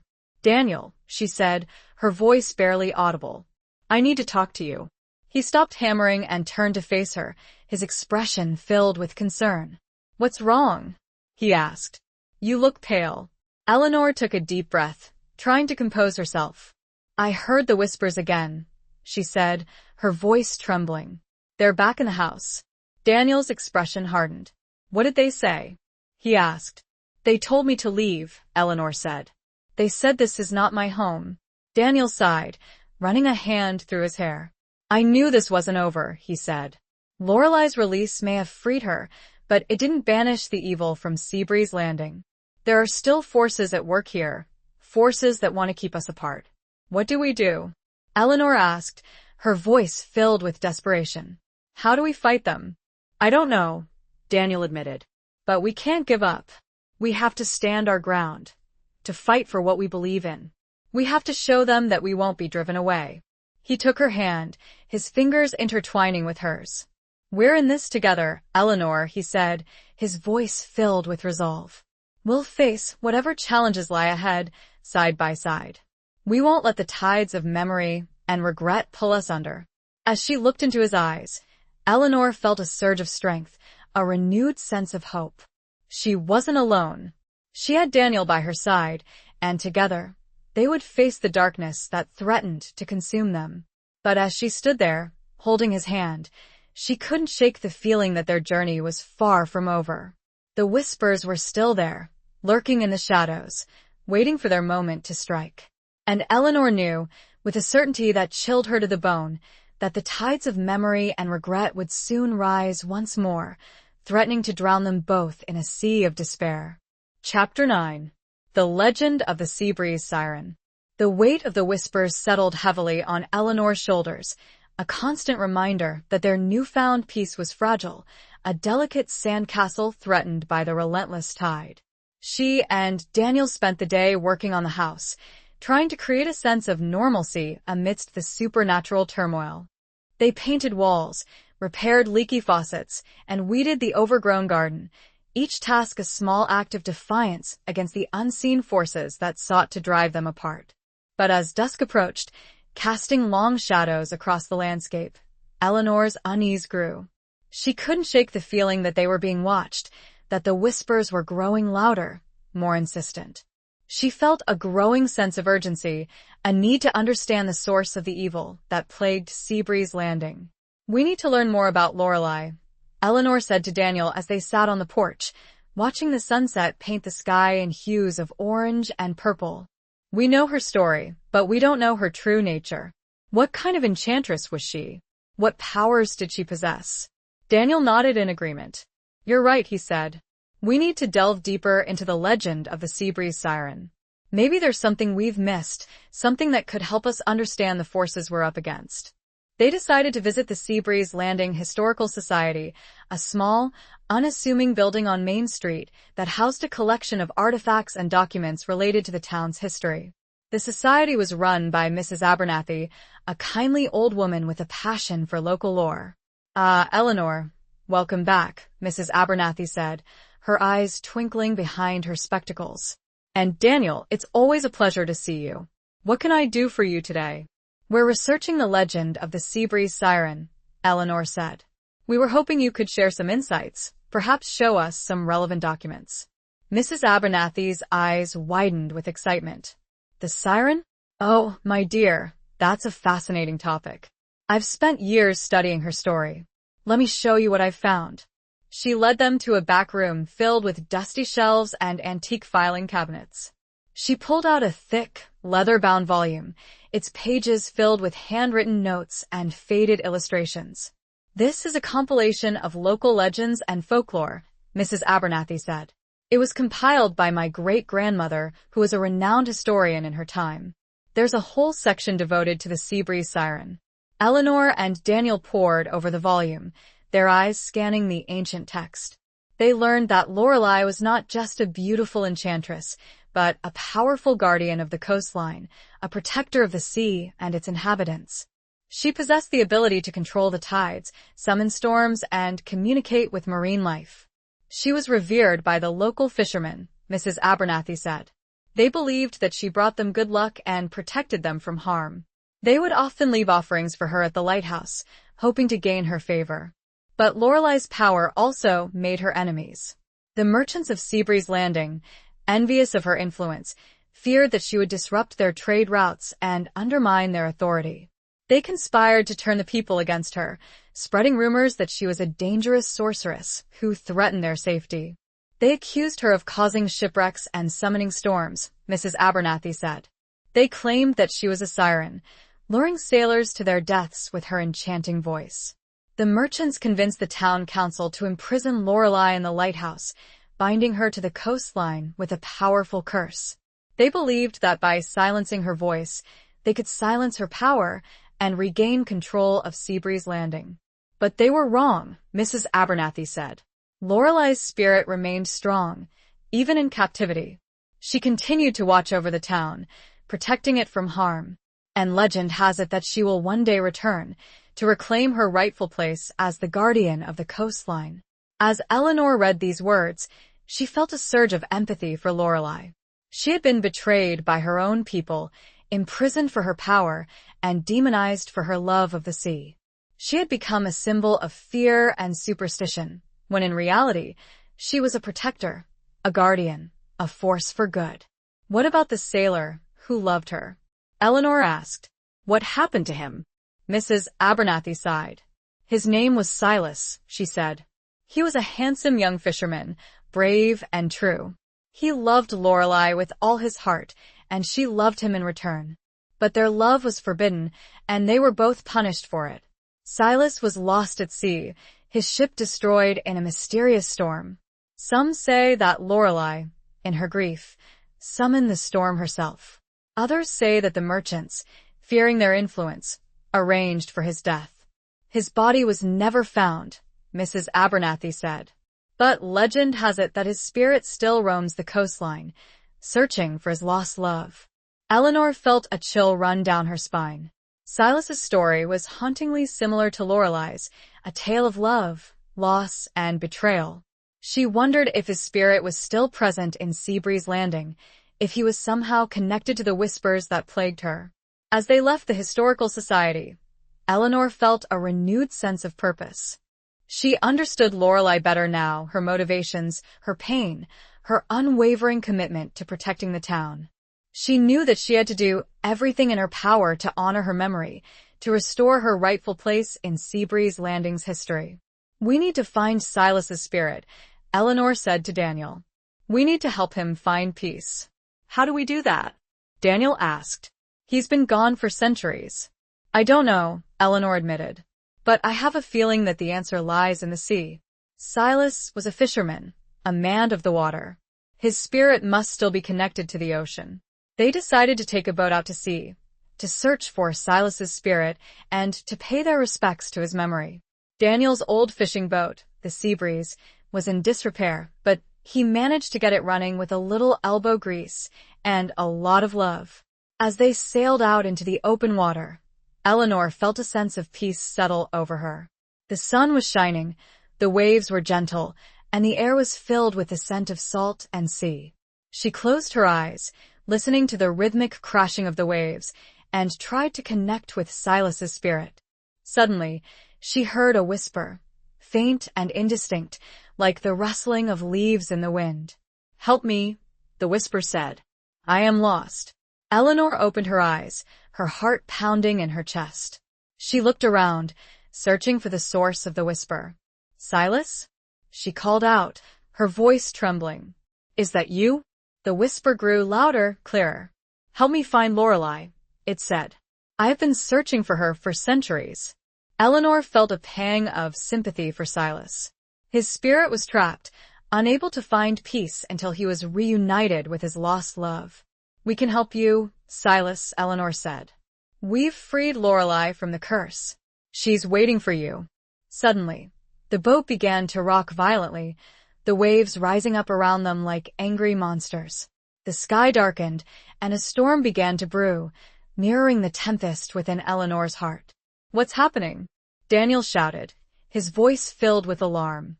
"Silas is angry," Eleanor said. "He's been waiting for so long. He wants to see Lorelei now." The storm intensified, the wind screaming like a banshee, and the waves crashing over the deck of the boat. Eleanor and Daniel clung to the railing, their bodies trembling with fear. Suddenly, a figure materialized before them, shimmering and translucent, floating above the waves. It was a man, with long, flowing hair and eyes that glowed with an otherworldly light. "Silas, take me to her," he said, his voice filled with longing. "Take me to Lorelei." Eleanor nodded, her heart pounding in her chest. She knew that they had to help Silas, even if it meant facing the wrath of the storm.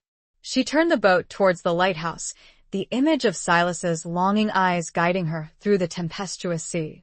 As they approached Widow's Point, the storm began to subside, as if Silas's anger had finally been appeased. The lighthouse loomed before them, a beacon of hope in the darkening sky.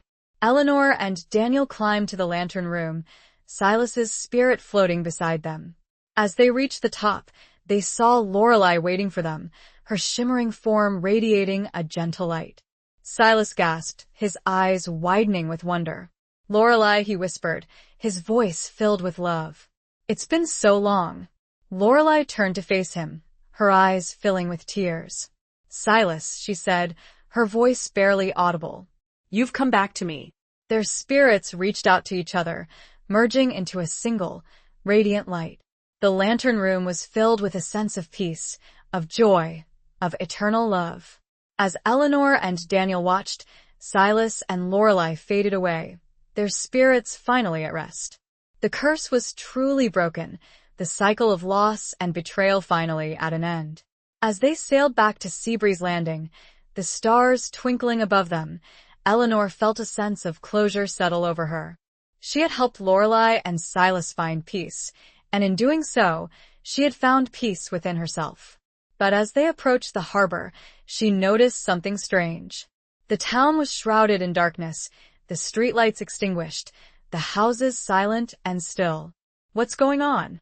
Daniel asked, his voice filled with concern. Eleanor felt a chill run down her spine. The whispers were back, and this time, they were louder, more menacing than ever before. "Something's wrong," she said, her voice trembling. "Something terrible is happening in Seabreeze Landing." Chapter 10. Dancing shadows on the moonlit shore. The darkness that had enveloped Seabreeze Landing felt unnatural, a suffocating blanket that stifled the usual sounds of the town. As Daniel steered the Seabreeze into the harbor, Eleanor could sense a palpable tension in the air, a foreboding stillness that sent shivers down her spine.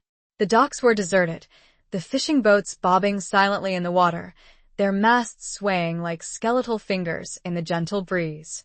The familiar glow of the sea breeze was absent, its windows dark and vacant.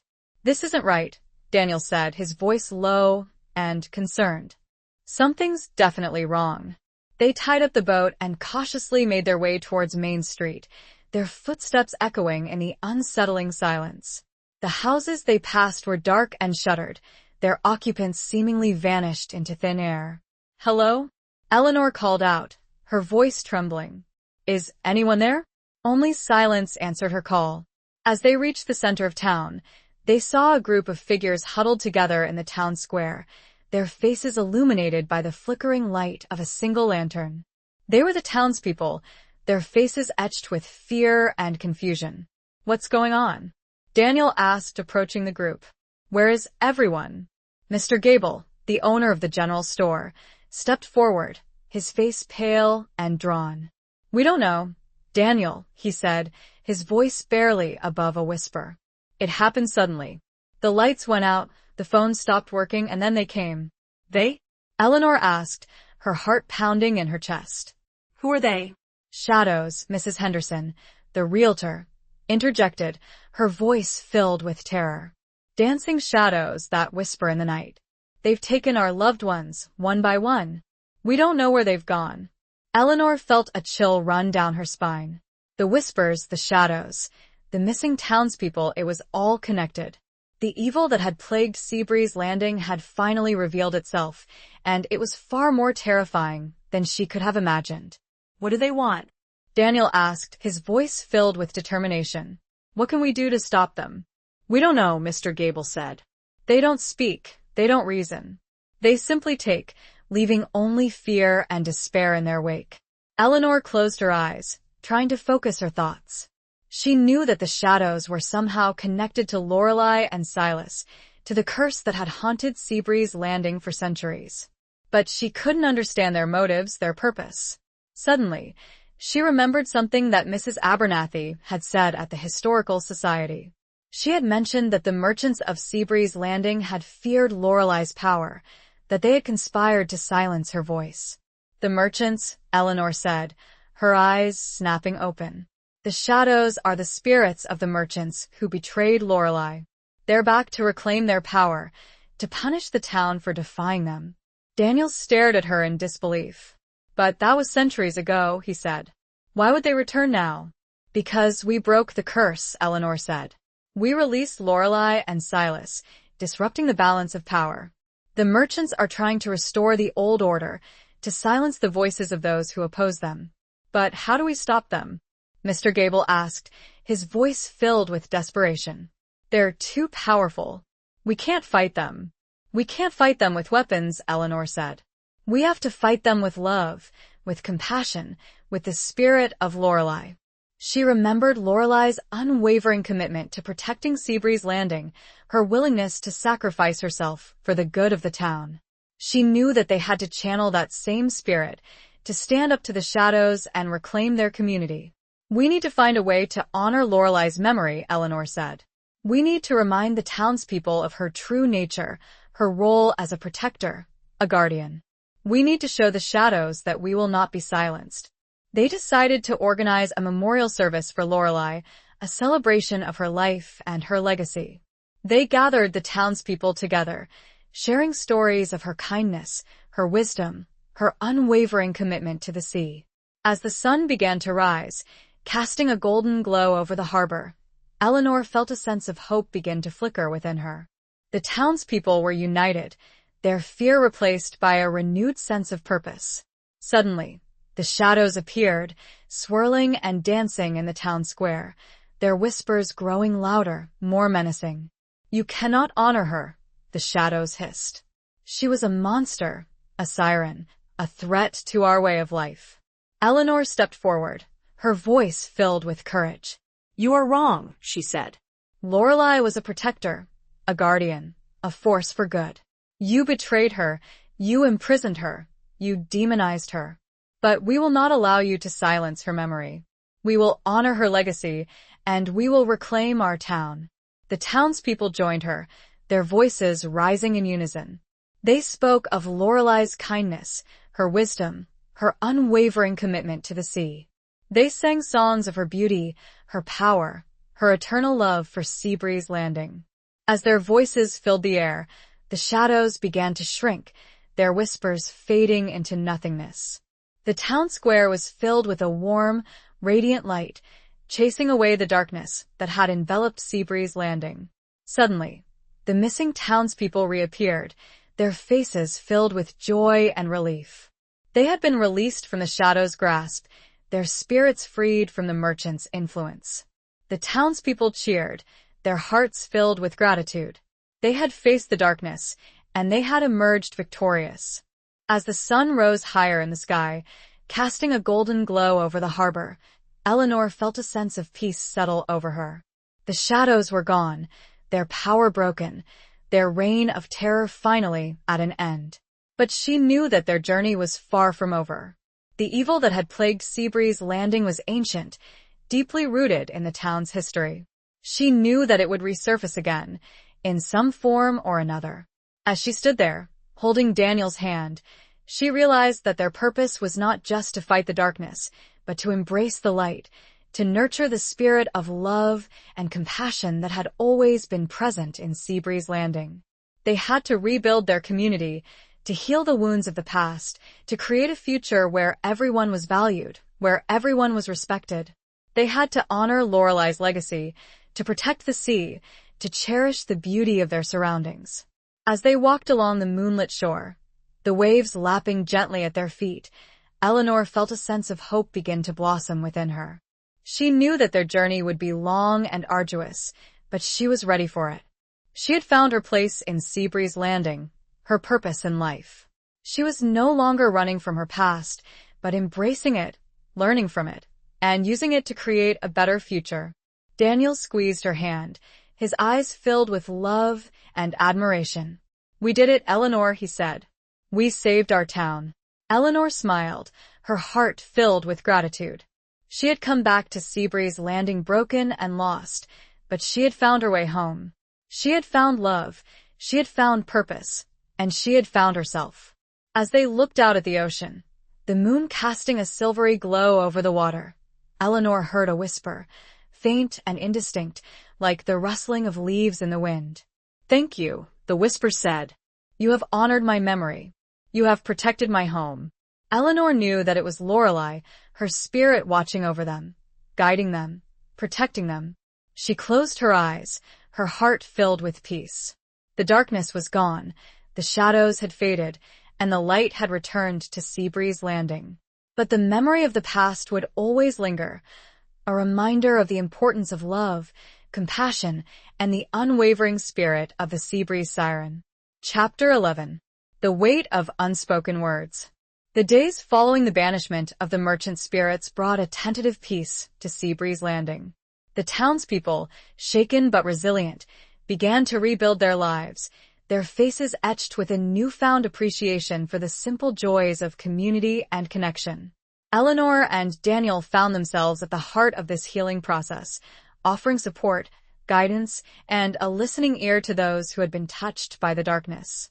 Yet, despite the outward appearance of tranquility, a subtle tension lingered in the air, a weight of unspoken words that pressed down on Eleanor's heart.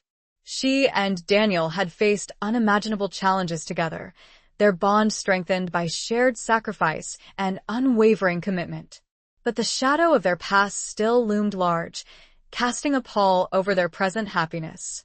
Eleanor couldn't shake the feeling that there were things left unsaid between them, buried emotions and unresolved conflicts that threatened to resurface and disrupt their fragile peace. She longed to bridge the gap, to create a space for open and honest communication, but fear held her back. Fear of vulnerability, fear of rejection, fear of reliving the pain of their past separation. As they worked side by side on repairing her parents' house, Eleanor found herself acutely aware of the unspoken emotions that simmered beneath the surface. A lingering glance, a hesitant touch, a pregnant pause, each interaction seemed laden with unspoken meaning, a silent plea for connection and understanding. One afternoon, as they were repainting the living room, Eleanor decided to break the silence. She took a deep breath, steeling herself for whatever the conversation might bring. "Daniel," she said, her voice barely above a whisper. "There's something I need to talk to you about." Daniel stopped painting, his brow furrowing with concern. "What is it?" he asked, his voice gentle. "It's about our past," Eleanor said, her gaze fixed on the paint-splattered floor. "About why I left. I never really explained it to you, did I?" Daniel sighed, his shoulders slumping with resignation. "No, you didn't," he said. "But I always assumed it was because you wanted something more than Seabreeze Landing could offer." Eleanor shook her head. "It wasn't just that," she said. "It was complicated. I was young, confused, and scared. I didn't know who I was or what I wanted. I felt suffocated by the small-town atmosphere, by the expectations of my family, by the weight of our relationship." "So you ran away," Daniel said, his voice tinged with sadness. "Without a word, without a goodbye." Eleanor's eyes filled with tears. "I know," she said, her voice trembling.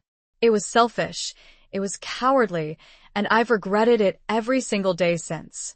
But I didn't know how to explain it, how to make you understand. I was afraid that if I told you the truth, you would hate me." Daniel stepped closer, his hand reaching out to gently touch her cheek. "Eleanor," he said, his voice soft and understanding. "I could never hate you. I may have been hurt, I may have been angry, but I never stopped loving you." Eleanor's tears flowed freely now, her heart aching with remorse. "I hurt you so badly," she said, her voice choked with emotion. "I broke your heart, and I don't know if I can ever make it up to you." "You don't have to make it up to me," Daniel said. "All I want is for you to be honest with me, to share your feelings, to trust me enough to let me in." He paused, his gaze searching hers. "Do you trust me, Eleanor?" he asked. "After all this time, can you finally trust me with your heart?" Eleanor looked into his eyes, seeing the depth of his love, the unwavering loyalty that had sustained him through years of loneliness and heartache. She realized that she had been wrong to hold back, to allow her fears to dictate her actions. She had to take a leap of faith, to open herself up to the possibility of love and forgiveness. Yes, Daniel, she said, her voice filled with conviction. I trust you. With all my heart. A wave of relief washed over Daniel's face, his eyes sparkling with joy. He pulled her into his arms, holding her close, his embrace warm and comforting. I love you, Eleanor, he whispered, his voice filled with emotion. I've waited so long to hear you say that. Thank you for finally opening up to me, for giving us a second chance. Eleanor clung to him, her heart overflowing with gratitude. She had finally found the courage to confront her past, to face her fears, and to embrace the possibility of a future filled with love and happiness. As they stood there, wrapped in each other's arms, Eleanor knew that their journey was far from over. There would still be challenges to face, obstacles to overcome. But they were no longer alone. They had each other, and they had the strength of their love to guide them through whatever lay ahead. The weight of unspoken words had finally lifted, replaced by a sense of lightness, of freedom, of hope.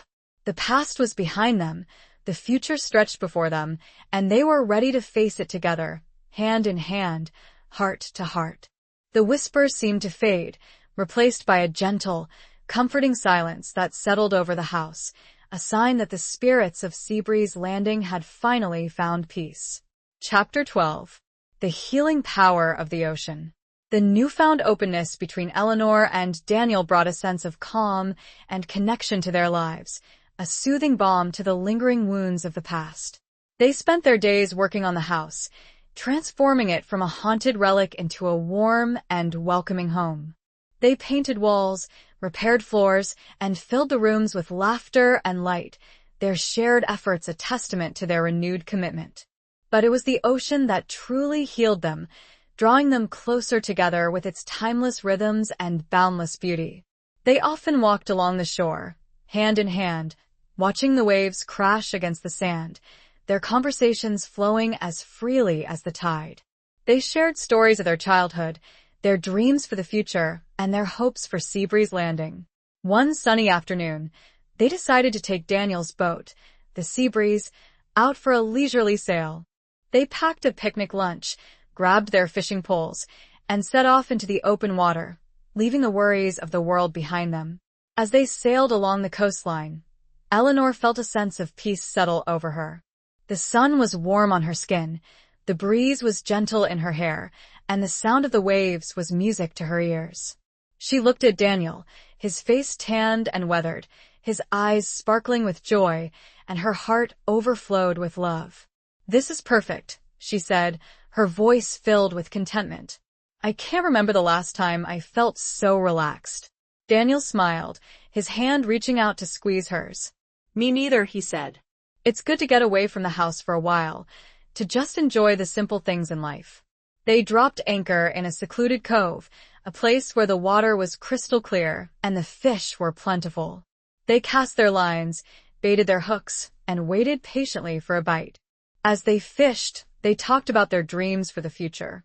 Eleanor shared her vision of turning her parents' house into a bed and breakfast, a place where visitors could experience the beauty and tranquility of Seabreeze Landing. Daniel spoke of his desire to expand his fishing business, to offer eco-tours that would educate people about the importance of preserving the ocean's resources.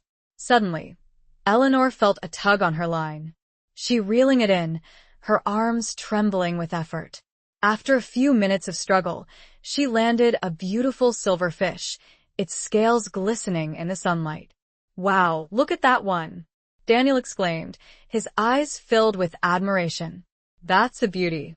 They admired the fish for a moment, then carefully released it back into the water.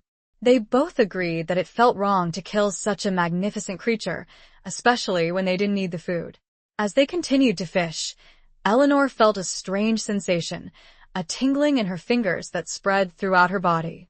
She looked out at the ocean, her gaze drawn to a shimmering light that danced on the surface of the water. Do you see that? She asked Daniel, her voice filled with wonder. What is it? Daniel squinted, his eyes following her gaze. I don't know, he said. It looks like the mirage. As they watched, the shimmering light grew brighter, closer, until it coalesced into a form, a figure that seemed to rise out of the sea itself. It was a woman, with long, flowing hair and eyes that glowed with an otherworldly light. Lorelei. Thank you, Lorelei said, her voice echoing across the water. Thank you for honoring my memory, for protecting my home. I have watched over you, and I have seen your love for each other. You have brought peace to Seabreeze Landing, and you have earned my blessing. Eleanor and Daniel stared at her in awe, their hearts filled with gratitude. They had never expected to see Lorelei again, but her presence was a welcome reminder of the power of love and compassion. We didn't do it alone, Eleanor said, her voice trembling with emotion. It was the townspeople who truly saved Seabreeze Landing. They embraced Lorelei's spirit, and they stood up to the darkness. Lorelei smiled, her eyes filled with warmth. The townspeople have learned a valuable lesson, she said. They have learned that true strength lies in unity, in kindness, and in the unwavering belief in the power of good. She paused, her gaze turning towards Eleanor and Daniel. You have both suffered greatly, she said. But you have also found love, forgiveness, and a renewed sense of purpose. Do not let the shadows of the past darken your future. Embrace the light, cherish each other, and continue to spread your love throughout Seabreeze Landing. With that, Lorelei's form dissolved, the shimmering light fading back into the sea. Eleanor and Daniel were left alone, their hearts filled with wonder and inspiration. As they sailed back to Seabreeze Landing, the sun setting in a blaze of glory, Eleanor felt a sense of closure settle over her. She had faced her fears, she had confronted her past, and she had found her place in the world. She was home, she was loved, and she was finally at peace. The healing power of the ocean had worked its magic, washing away the pain and sorrow, leaving only hope and happiness in its wake. As they docked the boat, Eleanor felt a newfound sense of belonging, a connection to Seabreeze Landing that ran deeper than blood. The whispers were gone, and as Daniel took her hand, she knew they were free. Chapter 13. A second chance under the guiding light. The days that followed Lorelei's blessing were filled with a sense of quiet joy and renewed purpose. Eleanor and Daniel immersed themselves in their respective projects, transforming their dreams into tangible realities. Eleanor poured her energy into renovating the house, meticulously restoring its charm and character. Daniel dedicated himself to expanding his fishing business, developing eco-friendly tours that celebrated the beauty of the ocean while promoting conservation.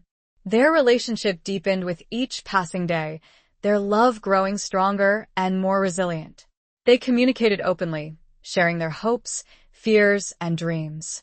They supported each other's endeavors, celebrating their successes, and offering comfort during setbacks. They had weathered the storm, and their bond was now unbreakable. One evening, as they were enjoying a quiet dinner on the porch, overlooking the moonlit harbor, Daniel surprised Eleanor with a heartfelt gesture.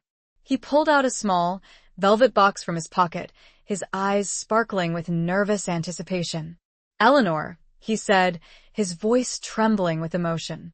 We've been through so much together. We've faced unimaginable challenges, and we've emerged stronger and more in love than ever before. I can't imagine my life without you. Will you marry me? Eleanor's heart leaped with joy, tears welling up in her eyes. She had dreamed of this moment for so long, but she had never dared to believe that it would actually come true. Yes, Daniel, she said, her voice choked with emotion. Yes, I will marry you. Daniel beamed, his face radiating happiness. He opened the velvet box, revealing a beautiful diamond ring, its facets sparkling in the moonlight.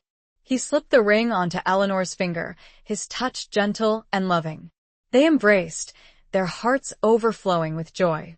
Their love story had come full circle, from youthful passion to heartbreaking separation to a triumphant second chance.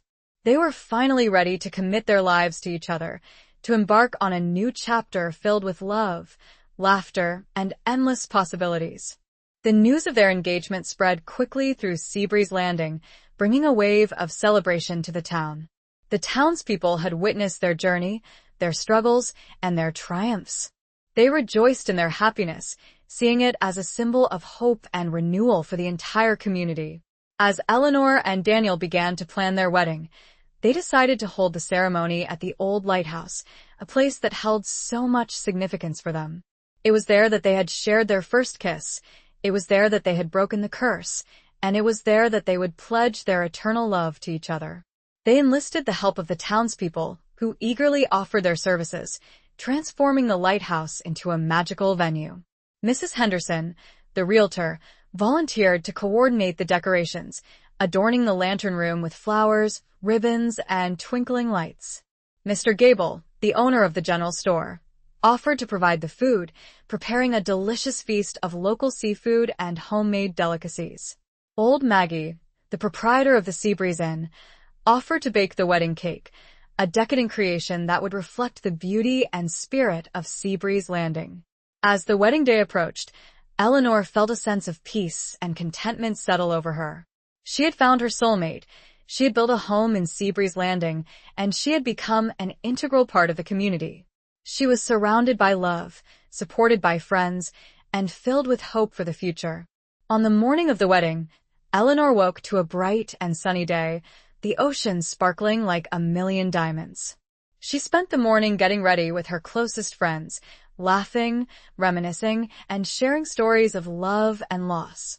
As she slipped into her wedding dress, a simple but elegant gown that accentuated her natural beauty, she felt a pang of longing for her parents. She wished that they could be there to witness her happiness, to share in this special day. But she knew that they were watching over her, their spirits filled with joy and pride. She carried their love with her, knowing that they would always be a part of her. As she walked towards the lighthouse, accompanied by her best friend, Sarah, she felt a wave of emotion wash over her. She had come full circle, from a young woman running away from her past to a confident woman embracing her future. As she reached the lighthouse, she saw Daniel waiting for her at the altar, his face radiating love and anticipation. He looked handsome and strong, his eyes sparkling with tenderness. The ceremony was beautiful, filled with heartfelt vows, touching readings, and joyous music. As Eleanor and Daniel exchanged rings, pledging their eternal love to each other, a gentle breeze swept through the lantern room, carrying with it the faint scent of salt water and wildflowers. They were pronounced husband and wife, and they kissed, their lips meeting in a tender and passionate embrace. The townspeople cheered, their voices echoing through the lighthouse, celebrating the union of two souls who were destined to be together. As they danced their first dance as husband and wife, under the guiding light of the lighthouse, Eleanor felt a sense of completeness, a sense of belonging that she had never known before. She was home, she was loved, and she was finally at peace. Their second chance had arrived, illuminated by the light of enduring love, a promise whispered on the sea breeze. Chapter 14. The Mysterious Disappearance of Old Silas. Life in Seabreeze Landing settled into a comfortable rhythm after Eleanor and Daniel's wedding. They ran the bed and breakfast together, welcoming guests from all over the world who came to experience the beauty and tranquility of the coastal town. Daniel continued to expand his eco-tours, sharing his passion for the ocean and its inhabitants. But even in the midst of their happiness, a sense of unease lingered, a faint tremor beneath the surface of their idyllic existence. The whispers were gone, the shadows had faded, but the memory of the darkness that had plagued Seabreeze Landing remained, a reminder of the ancient forces that still held sway over the town. One crisp autumn morning, as Eleanor was preparing breakfast for their guests, Daniel returned from his early morning fishing trip with a troubled look on his face. "What's wrong?" Eleanor asked, her brow furrowing with concern. "You look like you've seen a ghost." "It's Old Man Hemlock," Daniel said, his voice low and grave. "He's gone missing." Eleanor's heart skipped a beat. Old Man Hemlock, the last lighthouse keeper, had disappeared years ago, his fate a mystery that had haunted Seabreeze Landing for decades. "What do you mean?" Eleanor asked, her voice trembling. "He disappeared years ago. How can he be missing again?" I know, Daniel said, his brow furrowing with concern. "But his boat, this sea serpent, it's gone from its mooring." and no one has seen him since yesterday. The sea serpent was a rickety old boat, but Hemlock was devoted to it. He rarely went anywhere without it. Eleanor felt a chill run down her spine. She couldn't shake the feeling that Hemlock's disappearance was connected to the ancient forces that still lurked in the shadows of Seabreeze Landing. "We have to find him," Eleanor said, her voice filled with determination. "We have to figure out what happened." They gathered the townspeople together, sharing the news of Hemlock's disappearance. A search party was organized, and they set out to scour the coastline, hoping to find some trace of the missing lighthouse keeper. As Eleanor and Daniel searched the rocky cliffs near Widow's Point, they came across a strange sight. A small, silver seashell, lying on the sand, shimmering in the sunlight. Eleanor picked up the seashell, her fingers tracing its delicate curves. It was the same seashell that Lorelei had given them, the symbol of their love and their connection to the sea. "What does this mean?" Daniel asked, his brow furrowing with confusion. "Why is this here?" Eleanor didn't know, but she had a feeling that the seashell was a clue, a sign that Lorelei's spirit was somehow involved in Hemlock's disappearance. They continued their search, following the coastline further south, towards the Cove of Broken Promises.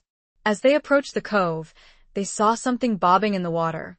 It was a wooden crate, its surface covered in barnacles and seaweed. They pulled the crate ashore, their hearts pounding in their chests.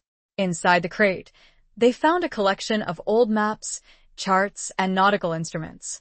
They also found a worn, leather-bound journal, its pages filled with spidery handwriting.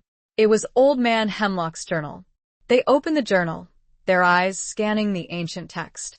The entries were cryptic and fragmented, filled with references to ancient legends, forgotten rituals, and hidden treasures. As they turned the pages, they came across a passage that made their blood run cold. "The sea gives, and the sea takes," Hemlock had written. "The siren's call is strong, but the sailor's soul is stronger. The treasure lies where the shadows dance, guarded by the keepers of the deep." Eleanor felt a chill run down her spine. The treasure, the shadows, the keepers of the deep, it all seemed to point to a hidden secret, a dark mystery that lay buried beneath the surface of Seabreeze Landing. They continued to read, their minds racing. Hemlock's journal spoke of a hidden cove, a place where the treasure of an ancient pirate was buried, guarded by the spirits of the sailors who had lost their lives at sea. The cove was said to be cursed, haunted by the shadows of the pirates and the restless souls of the drowned sailors. Anyone who dared to venture into the cove was doomed to meet a watery grave. As Eleanor and Daniel read these words, they realized that Hemlock had been searching for the pirate treasure, drawn to the hidden cove by the siren's call. But why? What had possessed him to risk his life for a long-lost treasure? They continued to search through the journal, hoping to find some clue to Hemlock's motives. As they turned the pages, they came across a photograph, tucked between the pages of the book. It was a picture of a young woman, her face beautiful and serene, her eyes filled with love. On the back of the photograph, Hemlock had written a single word, Lorelei. Eleanor gasped, her heart pounding in her chest. It all made sense now. Hemlock had been in love with Lorelei, just like Silas before him. He had been searching for the pirate treasure, hoping to use it to break the curse and free her from her prison. But he had failed. He had succumbed to the lure of the treasure, and he had paid the ultimate price. Eleanor and Daniel looked at each other, their faces filled with sadness and despair. They had solved the mystery of Hemlock's disappearance, but they were no closer to finding him. As they stood there, pondering their next move, they heard a faint sound, a haunting melody that seemed to drift on the wind. The Seabreeze siren. The music was calling to them, drawing them towards the sea. They knew that they had to follow it, to trust in Lorelei's guidance. They returned to Daniel's boat, the Seabreeze, and set off into the open water, following the siren's song. As they sailed along the coastline, they noticed a dense fog rolling in, obscuring the horizon. They pressed on, their senses on high alert. As they approached Widow's Point, they saw a faint light flickering in the distance. It was the sea serpent, Hemlock's boat, adrift in the fog. They steered the Seabreeze towards the sea serpent, their hearts pounding in their chests. As they drew closer, they saw a figure lying on the deck, his body motionless. It was Old Man Hemlock. They pulled alongside the sea serpent and carefully lifted Hemlock onto their boat. He was alive, but barely conscious. They rushed him back to shore, where a team of paramedics was waiting to transport him to the hospital. As they watched the ambulance speed away, Eleanor and Daniel felt a sense of relief wash over them. They had found Hemlock, and they had saved his life. But they knew that their journey was far from over. They still had to unravel the mystery of the pirate treasure, to confront the ancient forces that still haunted Seabreeze Landing. And they knew that the siren's call would continue to guide them towards the hidden cove, towards the shadows that danced on the waves. A dark secret lay beneath it all, and Lorelei's love seemed to pull them in further with each passing day. Chapter 15. The Locket and the Forgotten Oath. Hemlock's recovery was slow but steady. He remained weak and disoriented, haunted by vivid dreams of shadows and sunken treasure. As he regained his strength, he began to recount the events that had led to his disappearance, his voice raspy and trembling with emotion. He spoke of his lifelong obsession with Lorelei, his unwavering belief in her innocence, and his desperate desire to break the curse that had imprisoned her for centuries. He had dedicated his life to researching the legend of the Seabreeze siren, poring over ancient texts, deciphering cryptic clues, and searching for any way to restore her to her rightful place. "I knew about the pirate treasure," Hemlock said, his eyes filled with a feverish intensity. "I knew that it held the key to breaking the curse. If I could find it, I could use its power to free Lorelei forever." He had followed the clues in his journal, venturing into the forbidden cove, braving the shadows and the restless spirits that guarded the treasure. He had found the location of the sunken chest, but as he reached out to claim it, the shadows had attacked, overwhelming him with their darkness. "They dragged me down into the depths," Hemlock said, his voice choking with emotion. "I thought I was going to die. But then I heard her voice. Lorelei's voice. She saved me. She brought me back to the surface. But I lost the treasure. And now, I fear it's lost forever." Eleanor and Daniel listened intently, their hearts filled with sympathy for the broken old man. They knew that his obsession with Lorelei had driven him to the brink of madness, but they also understood his unwavering love for her. "What about the photograph?" Eleanor asked, her voice gentle. "The one you had of Lorelei. Where did you get it?" Hemlock's eyes widened with surprise. "The photograph?" he repeated. "How did you know about that?" Eleanor explained that they had found the photograph in his journal, tucked between the pages. "That photograph is very old," Hemlock said, his voice trembling. "It was given to me by my grandfather, who was also a lighthouse keeper. He claimed that it was a photograph of the real Lorelei, taken centuries ago." Eleanor and Daniel exchanged a knowing glance.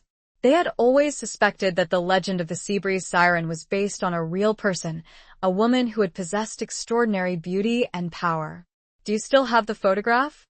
Eleanor asked. "Can we see it?" Hemlock nodded, his hand reaching for a small wooden box that sat on his bedside table. He opened the box, revealing a collection of old photographs, letters, and keepsakes. He carefully chewed the photograph of Lorelei, handing it to Eleanor with trembling hands. Eleanor stared at the photograph, her heart pounding in her chest. It was a stunning portrait of a woman with long, flowing hair, piercing blue eyes, and a serene, almost otherworldly beauty. She radiated a sense of power, grace, and wisdom. As Eleanor gazed at the photograph, she noticed something strange. The woman was wearing a silver locket, etched with the symbol of the wave and the star. It was the same locket that they had found in the Cove of Broken Promises, the locket that had unlocked Lorelei's prison. Eleanor's mind raced.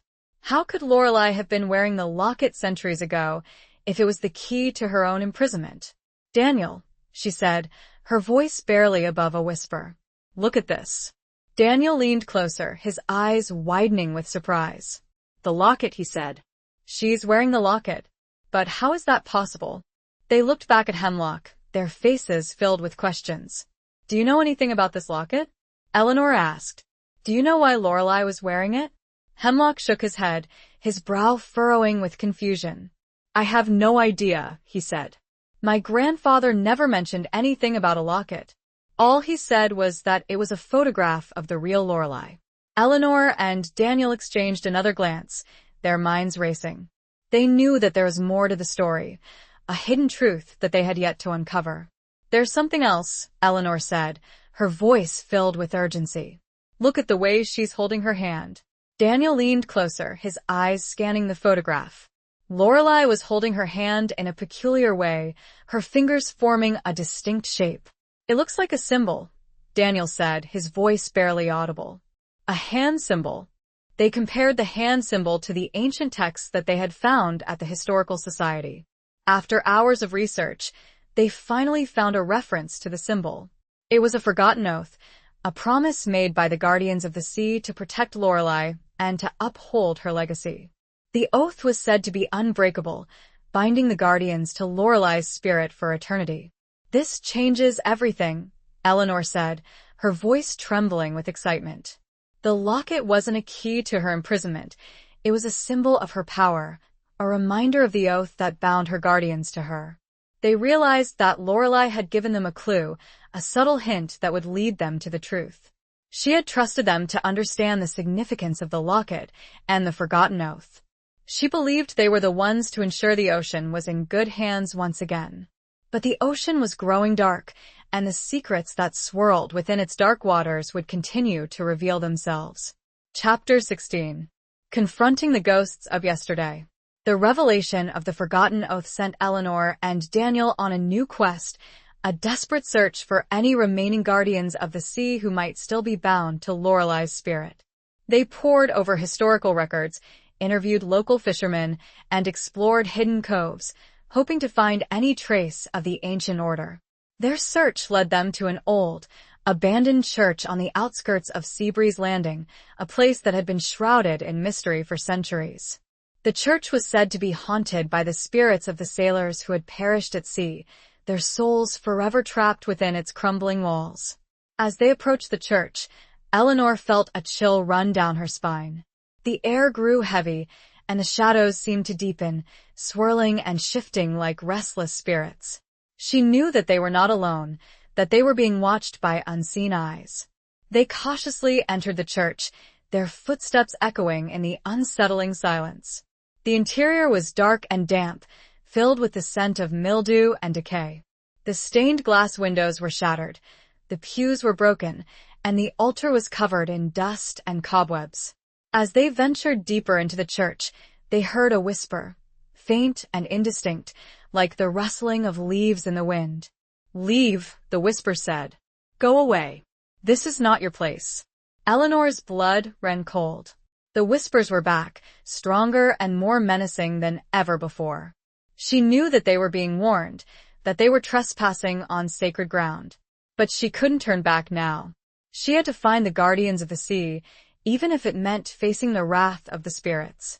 They continued their search, their senses on high alert. As they explored the back of the church, they came across a hidden door, concealed behind a tapestry. They hesitated for a moment, then cautiously pushed open the door, revealing a dark and narrow staircase that led down into the unknown. They descended the staircase, their hearts pounding in their chests. The air grew colder, and the shadows deepened. They could hear the whispers growing louder, closer, until they seemed to surround them, filling their heads with a cacophony of voices. "Turn back," the whispers hissed.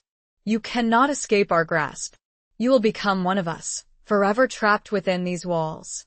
Eleanor and Daniel pressed on, ignoring the warnings, their determination fueled by their unwavering commitment to Lorelei. The staircase led to a small, underground chamber, its walls lined with ancient tombs and crypts. The chamber was filled with the scent of death and decay, the air thick with the presence of restless spirits. As they gazed around the chamber, they saw a figure standing in the center of the room, shrouded in shadow. It was an old woman, her face etched with wrinkles, and her eyes glowing with an otherworldly light. "Welcome," the woman said, her voice raspy and hollow. "I have been waiting for you." Eleanor and Daniel stared at her in disbelief. They had found one of the guardians of the sea. "Who are you?" Eleanor asked, her voice trembling. "What do you want?" "I am the keeper of the oath," the woman said.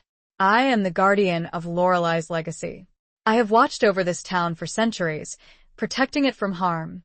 She paused, her gaze turning towards Eleanor and Daniel. "I have seen your love for each other," she said. "I have seen your courage, your compassion, your unwavering commitment to Lorelei. You have proven yourselves worthy of the oath." "What does this mean?" Daniel asked. "What do you want us to do?" "The time has come," the woman said. "The time has come for you to take your place as the guardians of the sea. You must renew the oath. You must pledge your lives to protecting Lorelei's legacy and upholding the balance of the ocean." Eleanor and Daniel looked at each other, their hearts filled with a mixture of fear and excitement. They knew that accepting the oath would mean committing themselves to a lifetime of service, to facing dangers they could scarcely imagine. But they also knew that it was their duty, their destiny. They had been chosen to protect Seabreeze Landing, to honor Lorelei's memory, and to safeguard the delicate balance of the sea. "We accept," Eleanor said, her voice filled with resolve. "We will renew the oath. We will become the guardians of the sea." The woman smiled, her eyes sparkling with joy. She stepped forward, placing her hands on Eleanor and Daniel's foreheads. "Swear," she whispered. "Swear to protect the sea, to honor Lorelei, and to uphold the ancient oath." Eleanor and Daniel closed their eyes, their hearts filled with solemnity. They spoke the words of the oath, their voices echoing through the chamber. They pledged their lives to the sea, to Lorelei, and to the legacy of the guardians. As they finished speaking the oath, a surge of energy coursed through their bodies, filling them with a sense of power and purpose. They felt a connection to Lorelei, to the sea, and to all the guardians who had come before them. They were no longer just Eleanor and Daniel. They were the guardians of the sea, bound to protect Seabreeze Landing from the darkness that still lingered in the shadows. The ghosts of yesterday were silenced by the future to come, and their love was the beacon to lead the way. Chapter 17. The truth revealed in the lighthouse beams. The weight of the ancient oath settled upon Eleanor and Daniel, a profound responsibility that resonated deep within their souls. Emerging from the abandoned church, the familiar coastal air felt charged with new significance, the whisper of the waves now a solemn call to duty. The sky above Seabreeze Landing was a canvas of swirling grays, mirroring the uncertainty that clouded their path. "What now?" Daniel asked, his voice a low rumble against the rising wind. "We've sworn the oath, but what does that actually mean? How do we protect the sea?" Eleanor, her gaze fixed on the distant lighthouse, felt a growing sense of urgency. "I think," she said slowly, "it starts with understanding what we're protecting it from. The darkness, the ancient evil, it's still out there, lurking beneath the surface. We need to understand its source." Their thoughts turned, almost instinctively, to the pirate treasure Hemlock had sought, the lure of which had nearly cost him his life. Had the treasure simply been a catalyst, or was it intrinsically linked to the encroaching darkness? Hemlock was convinced the treasure could break the curse, Daniel mused. But what if it's not about breaking a curse, but about controlling something powerful? That night, a storm began to brew, mirroring the turmoil within them. The wind howled, the waves crashed against the shore, and lightning illuminated the sky in stark, fleeting flashes. Eleanor and Daniel, unable to sleep, found themselves drawn to the lighthouse, its beacon cutting through the tempestuous night. "We need answers," Eleanor said, as they battled their way up the winding path, the wind threatening to rip them from their feet. "And I think they're waiting for us in the lantern room." Reaching the top, they stepped into the familiar space, now eerily transformed by the storm raging outside. The rhythmic flash of the automated light cast long, dancing shadows, creating an atmosphere of both beauty and foreboding. As Eleanor gazed out at the turbulent sea, a glint of metal caught her eye. It was a small, tarnished silver compass, lying discarded on the floor near the base of the lamp. She picked it up, its needles spinning wildly, seemingly unable to find true north. "This wasn't here before," she said, examining the compass closely. And look at the inscription etched around the compass face were strange symbols, a combination of nautical markings and unfamiliar glyphs that sent a shiver down Eleanor's spine. They were the same symbols she had seen etched into the tombstones at the abandoned church, the symbols associated with the ancient oath. Suddenly, Daniel gasped, his attention focused on the beam of the lighthouse. "Eleanor, look. The light, it's changing." The steady, rhythmic flash of the lighthouse beacon was now erratic, pulsing with an unnatural intensity. As they watched, the beam began to shift, focusing on a specific point out at sea, a dark and ominous patch of water that swirled and churned with unnatural force. "It's pointing towards something," Eleanor said, her voice filled with awe and apprehension. "Something out there in the middle of the storm." They grabbed Daniel's old binoculars and peered through the driving rain, trying to make out what the light was illuminating. At first, they saw nothing but churning waves and sheets of rain. But then, in a fleeting flash of lightning, they caught a glimpse of something else. A shape. A dark, hulking shape, rising from the depths of the ocean. It was too large to be a boat, too irregular to be a natural formation. It was something unnatural. "What is that?" Daniel whispered, his voice trembling. Eleanor's heart pounded in her chest. She knew, instinctively, that they were looking at the source of the darkness, the origin of the evil that had plagued Seabreeze Landing for centuries. As the lighthouse beam continued to focus on the rising shape, Eleanor felt a pull, a force drawing her towards the sea. She closed her eyes, trying to resist the pull, but it was too strong. She felt herself slipping away, losing control. Suddenly, she heard Lorelei's voice, faint and ethereal, whispering in her ear. "The treasure," the voice said. "It's not just gold and jewels. It's something far more powerful, something that can corrupt the soul." Eleanor's eyes snapped open. She understood now. The pirate treasure wasn't just a collection of valuable artifacts. It was a source of dark energy, a nexus point for the forces of evil. And that shape rising from the sea, it was a vessel, a container for that energy. She looked at Daniel, her face filled with urgency. "We have to stop it," she said. "We have to prevent it from reaching the shore." "But how?" Daniel asked, his voice filled with desperation. "What can we do? We're just two people, facing something we don't understand." "We're not just two people," Eleanor said, her voice resolute. "We're the guardians of the sea. We have the power of Lorelei on our side. We have to trust in our instincts, to follow the light, and to fight for what we believe in." She looked back at the lighthouse beam, its erratic pulses now seeming to guide her, to urge her onward. She knew that they had to act quickly, before it was too late. Before the darkness consumed Seabreeze Landing. Grabbing Daniel's hand, she turned towards the storm-ravaged sea, her heart pounding with a mixture of fear and determination. The truth had been revealed in the lighthouse beams, and she knew that their greatest challenge was yet to come. Chapter 18. Protecting Seabreeze Landing from the dark tide. The icy spray of the storm stung Eleanor's face as she and Daniel raced back down the lighthouse path, their every step fueled by a desperate urgency. The image of that monstrous shape rising from the depths, illuminated by the erratic beam, was seared into her mind, a chilling premonition of the impending doom threatening Seabreeze Landing. Reaching Daniel's truck, they sped towards the harbor, the wiper struggling to clear the deluge of rain from the windshield. The town, usually a beacon of warmth and light, was now shrouded in an eerie darkness, the few remaining lights flickering precariously against the onslaught of the storm. "We need to warn the others," Daniel shouted over the roar of the wind. "Get everyone to safety." "Where?" Eleanor shouted back. "Where can we go that's safe from that thing?" Daniel hesitated, his brow furrowed in thought. "The church," he said finally. "The abandoned church. It's consecrated ground.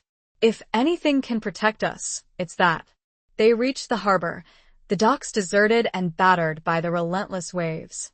Without a second thought, they jumped onto the sea breeze, Daniel expertly maneuvering the small boat through the treacherous waters. As they navigated the harbor, they used Daniel's radio to broadcast a warning to the townspeople, urging them to seek shelter at the abandoned church. Their voices, strained and urgent, echoed across the airwaves, carrying a desperate plea for help. Reaching the safety of a more sheltered cove, Daniel beached the boat, and together, they started making their way towards the center of town, screaming and banging on doors, shouting for people to wake up, come to the church, but many didn't answer, and it sent shivers down Eleanor's spine. Gathering those who were willing to leave their homes, Eleanor and Daniel headed towards the abandoned church with as many people as they could rouse to listen. As they gathered the small group of frightened townspeople, Daniel pulled out his fishing net and wrapped it around himself and Eleanor. "It's not much," Daniel said, "but Lorelei saved many sailors from drowning and harm. Perhaps it may lend some help to protect us here." Soon everyone followed their lead and brought out fishing nets. Reaching the church, they gathered everyone inside. Eleanor felt a flicker of hope, but even inside the thick walls, they felt a strange feeling like they were being pulled or pushed towards the sea. It wasn't strong, but Eleanor was worried. Suddenly, the church bells began to toll, a mournful sound that echoed through the storm. A figure materialized before them, shimmering and translucent, floating near the altar. It was a woman with dark hair and eyes that glowed. It was one of the merchant spirits. "You cannot hide here," it said, its voice filled with hatred. "You cannot escape our grasp. The treasure will be ours, and we will reclaim our power." The merchant spirits multiplied, swirling around them like a dark cloud. They tried to touch them, pull them back into the night, but people held firm to their fishing nets. They were relentless. The spirits threw people against walls and doors. They broke chairs and pews into splintered bits and tore the clothing of the Seabreeze Landing people who remained defiant. Those that wavered, were lost, turned to the tide. Those that stood their ground, were thrown back, bruised and battered, but unbroken. Eleanor knew what she had to do. She reached into her pocket, pulling out the silver compass that she had found in the lighthouse. She held it aloft, its needle spinning wildly. "We will not let you win," she shouted, her voice filled with defiance. "We will protect Seabreeze Landing, and we will honor Lorelei's memory." As she spoke those words, the compass needle suddenly stilled, pointing towards a specific direction, towards a point out at sea. Eleanor knew, instinctively, that the compass was guiding them, leading them towards the source of the darkness. "Daniel," she said, her voice urgent, "we have to go. We have to stop that thing before it reaches the shore." "But what about the others?" Daniel asked, his voice filled with concern. "We can't leave them here alone." "They'll be safe here," Eleanor said. "The church will protect them. We have to trust in their strength, and we have to trust in our own." She looked at the townspeople, her eyes filled with determination. "We're leaving," she said, "but we're not giving up. We're going to face the darkness, and we're going to win. Believe in us. Believe in Lorelei, and believe in the power of love." With those words, Eleanor and Daniel turned and ran out of the church, back into the storm-ravaged night. The silver compass, held firmly in Eleanor's hand, guided them towards the harbor, towards the sea, towards the darkness that threatened to consume them all. Back on the Seabreeze, she and Daniel felt the pull. To Lorelei, the ocean, and destiny. Eleanor felt power surge through her body, making her stand straighter, speak stronger, and fight fiercer. Seabreeze Landing wasn't just a place to be settled, it was home. Chapter 19. A bond forged in moonlight and magic. The Seabreeze pitched and rolled violently as Daniel steered it into the heart of the storm, the small boat battling against waves that threatened to swallow it whole. Eleanor, clinging to the railing, felt the sting of salt water on her face, the wind screaming in her ears, yet her resolve remained unshaken. The compass, clutched tightly in her hand, pulsed with a faint, ethereal glow, guiding them towards the unseen enemy that lurked beneath the waves. As they navigated the turbulent sea, Eleanor focused her thoughts on Lorelei, drawing strength from the siren's enduring spirit. She remembered the stories of Lorelei's power, her ability to control the tides, to summon storms, and to protect those who revered her. She prayed that Lorelei would guide them, protect them, and give them the strength to overcome the darkness that threatened to consume Seabreeze Landing. Daniel, are you sure about this? Eleanor yelled, her voice barely audible above the roar of the storm. We're heading straight into it. We don't know what we're facing. Daniel, his face etched with determination, gripped the steering wheel tightly. We don't have a choice, Eleanor, he shouted back. We can't let that thing reach the shore. We have to stop it, whatever it takes. They pressed on, the sea breeze inching its way through the storm, guided by the compass and fueled by their unwavering commitment to protect their home. As they approached the coordinates indicated by the compass, the sea grew even more turbulent, the waves rising up like monstrous walls, threatening to capsize the boat. Suddenly, a blinding flash of lightning illuminated the sky, revealing the shape that awaited them. It was even more grotesque, more terrifying than Eleanor had imagined. A colossal mass of twisted metal and decaying wood, rising from the depths of the ocean, its surface crawling with shadowy figures. It resembled a monstrous, half-sunken ship, its skeletal remains reaching towards the sky like grasping claws. What in God's name is that? Daniel whispered, his voice filled with horror. The vessel, Eleanor said, her voice trembling. It's the vessel for the darkness. The pirate treasure, it's not just gold and jewels. It's a source of dark energy, and that thing is channeling it. As they drew closer to the vessel, the shadowy figures began to stir, their whispers growing louder, more menacing. They reached out towards the sea breeze, their ethereal hands grasping for the boat, for Eleanor, for Daniel. Eleanor felt a surge of fear, but she refused to succumb to it. She closed her eyes, focusing her thoughts on Lorelei, drawing strength from the siren's enduring spirit. She remembered the hand oath she had pledged with the guardian. Let it be known, Eleanor shouted, I am sworn to protect this land from harm from those who seek to steal it. May the power of Lorelei give me strength and power to defeat this darkness. As she spoke, the silver compass began to glow brighter, its light pushing back the shadows, repelling the ethereal hands. A wave of energy coursed through Eleanor's body, filling her with a sense of power she had never known before. With renewed resolve, she reached into her pocket, pulling out the silver locket that she had found in the Cove of Broken Promises. She held it aloft, its surface shimmering in the storm. The locket, Daniel shouted. What are you going to do with it? It's not just a key, Eleanor said. It's a conduit, a connection to Lorelei's power. We can use it to amplify her energy, to push back the darkness. She closed her eyes, focusing her thoughts on Lorelei, channeling her energy through the locket.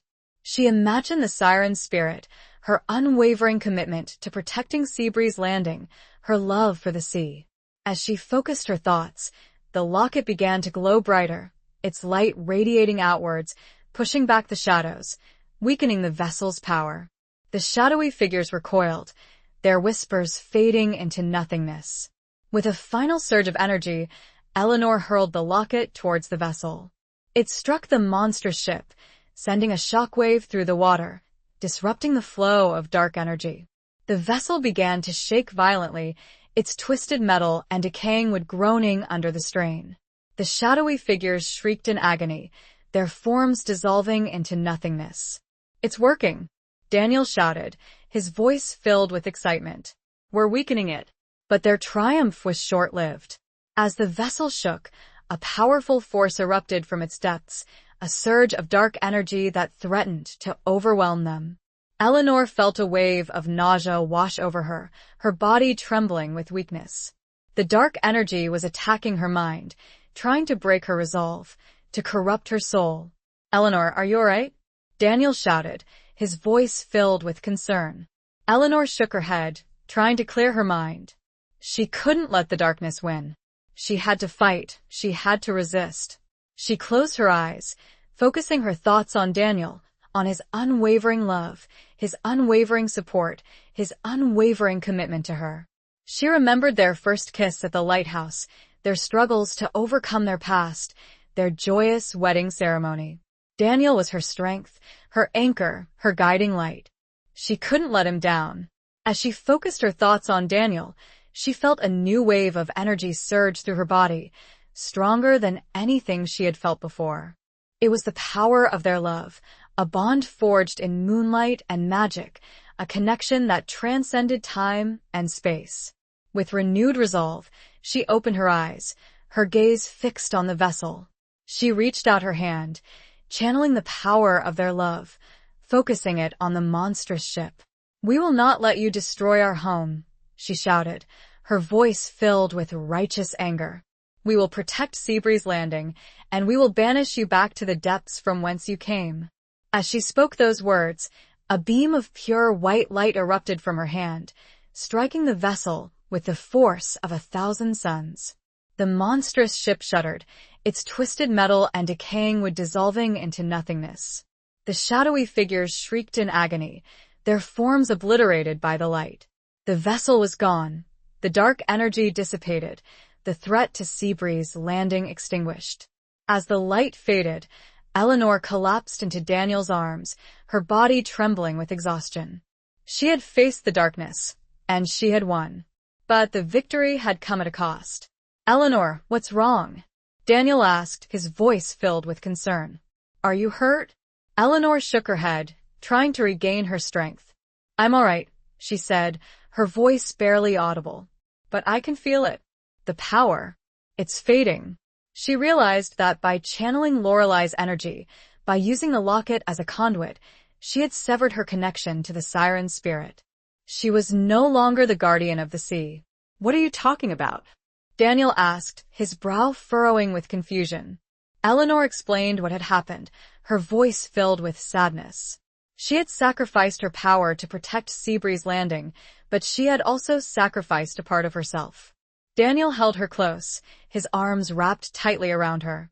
"You didn't sacrifice anything, Eleanor," he said, his voice filled with love. "You saved us. You saved our home. And you did it with your heart, with your courage, and with your love for me." He paused, his gaze searching hers. "The oath may be broken, but our bond isn't. We'll find another way to protect Seabreeze Landing. We'll do it together as always." As she looked into his eyes, Eleanor felt a renewed sense of hope. She had lost her power, but she hadn't lost her love. And with Daniel by her side, she knew that they could face whatever challenges lay ahead. The storm began to subside, the waves calming, the wind dying down. The clouds parted, revealing a sliver of moon, casting a silvery glow over the water. As they sailed back towards Seabreeze Landing, hand in hand, Eleanor felt a whisper, faint and ethereal, like the rustling of leaves in the wind. "Thank you," the whisper said. "You have proven yourselves worthy. You have protected my home, and you have honored my legacy. The sea is safe in your hands." Eleanor knew that it was Lorelei, her spirit watching over them, grateful for their sacrifice. She smiled, her heart filled with peace. Their bond, forged in moonlight and magic, would endure, forever protecting Seabreeze Landing from the darkness that still lurked in the shadows. The oath to protect the sea was complete, and it was time to heal. Chapter 20. The Promise of New Beginnings. The dawn that broke over Seabreeze Landing after the storm was unlike any Eleanor had ever witnessed. The sky, washed clean by the tempestuous night, was a vibrant tapestry of pinks, oranges, and golds, the rising sun painting the ocean with shimmering strokes of light. A profound sense of peace settled over the town, the air filled with a tranquility that had been absent for far too long. As Eleanor and Daniel sailed the sea breeze into the harbor, they were greeted by the sight of the townspeople, gathered on the docks, their faces etched with relief and gratitude. They had weathered the storm, both literally and figuratively, and they were ready to embrace a new beginning, a future free from the shadows of the past. The first order of business was to assess the damage and begin the process of rebuilding. Houses had been battered, boats had been damaged, and the coastline had been scarred by the force of the storm. But the spirit of Seabreeze Landing remained unbroken, the community rallying together to repair the damage and restore their beloved town to its former glory. Eleanor and Daniel played a central role in the rebuilding efforts, lending their skills, their energy, and their unwavering optimism to the task at hand.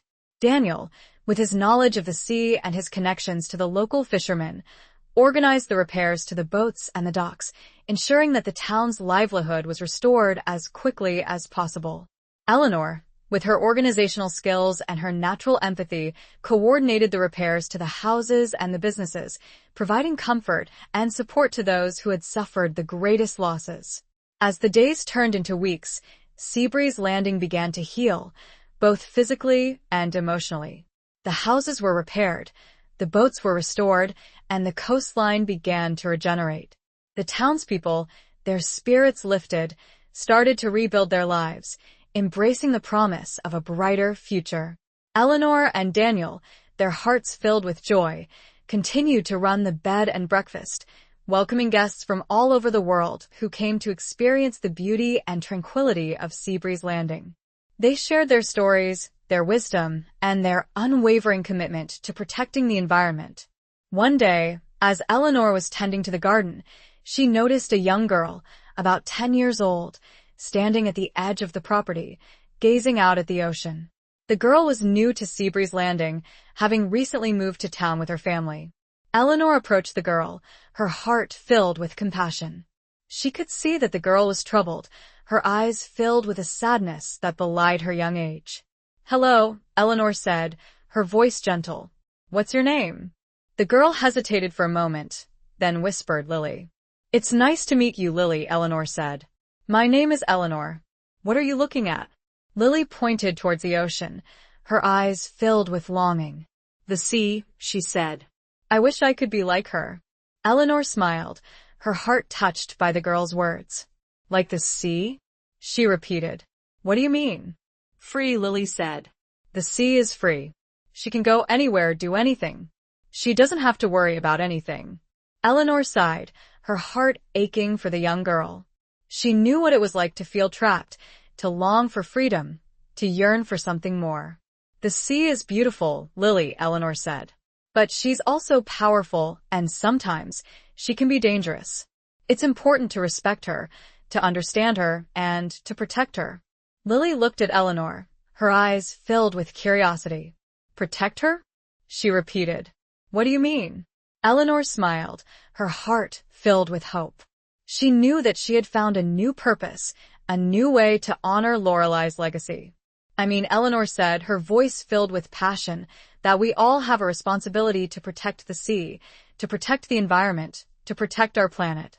We have to be good stewards of the earth, to ensure that future generations can enjoy the beauty and tranquility that we have been blessed to experience." She paused, her gaze turning towards the ocean. "I used to think that the sea was just a place," she said. "But now I know that it's so much more than that. It's a source of life, a source of inspiration, and a source of hope. It's a reminder that even in the darkest of times, there's always light, there's always beauty, and there's always the possibility of a new beginning." Lily looked at Eleanor, her eyes filled with wonder. She had never heard anyone talk about the sea with such passion, with such reverence. "Can you teach me?" Lily asked, her voice filled with eagerness. "Can you teach me how to protect the sea?" Eleanor smiled, her heart overflowing with joy. She knew that she had found a new protégé, a new guardian of the sea. "Of course, Lily," Eleanor said. "I'd be honored to teach you everything I know." And so, Eleanor began to teach Lily about the sea, about its beauty, its power, and its fragility. She taught her about the creatures that lived in the ocean, about the importance of protecting their habitats, and about the dangers of pollution and overfishing. Lily was a quick learner, her mind absorbing everything that Eleanor taught her. She spent hours exploring the coastline, examining tide pools, collecting seashells, and observing the behavior of the marine life. She became a passionate advocate for the environment, organizing beach cleanups, educating her classmates about the importance of recycling, and speaking out against pollution. As Lily grew older, she became a leader in the community, inspiring others to join her in her efforts to protect the sea. She organized educational programs, lobbied for stricter environmental regulations, and worked to promote sustainable tourism. Lily, in turn, taught new pupils to continue the learning and keep the power of the ocean in balance, passing the teaching baton that Eleanor had laid down. One evening, as Eleanor and Daniel were watching the sunset from the lighthouse, Eleanor turned to Daniel, her eyes filled with gratitude. "I'm so happy, Daniel," she said. "We've built a beautiful life here, and we've made a real difference in the world. I couldn't have done it without you." Daniel smiled, his hand reaching out to squeeze hers. "You did it all, Eleanor," he said.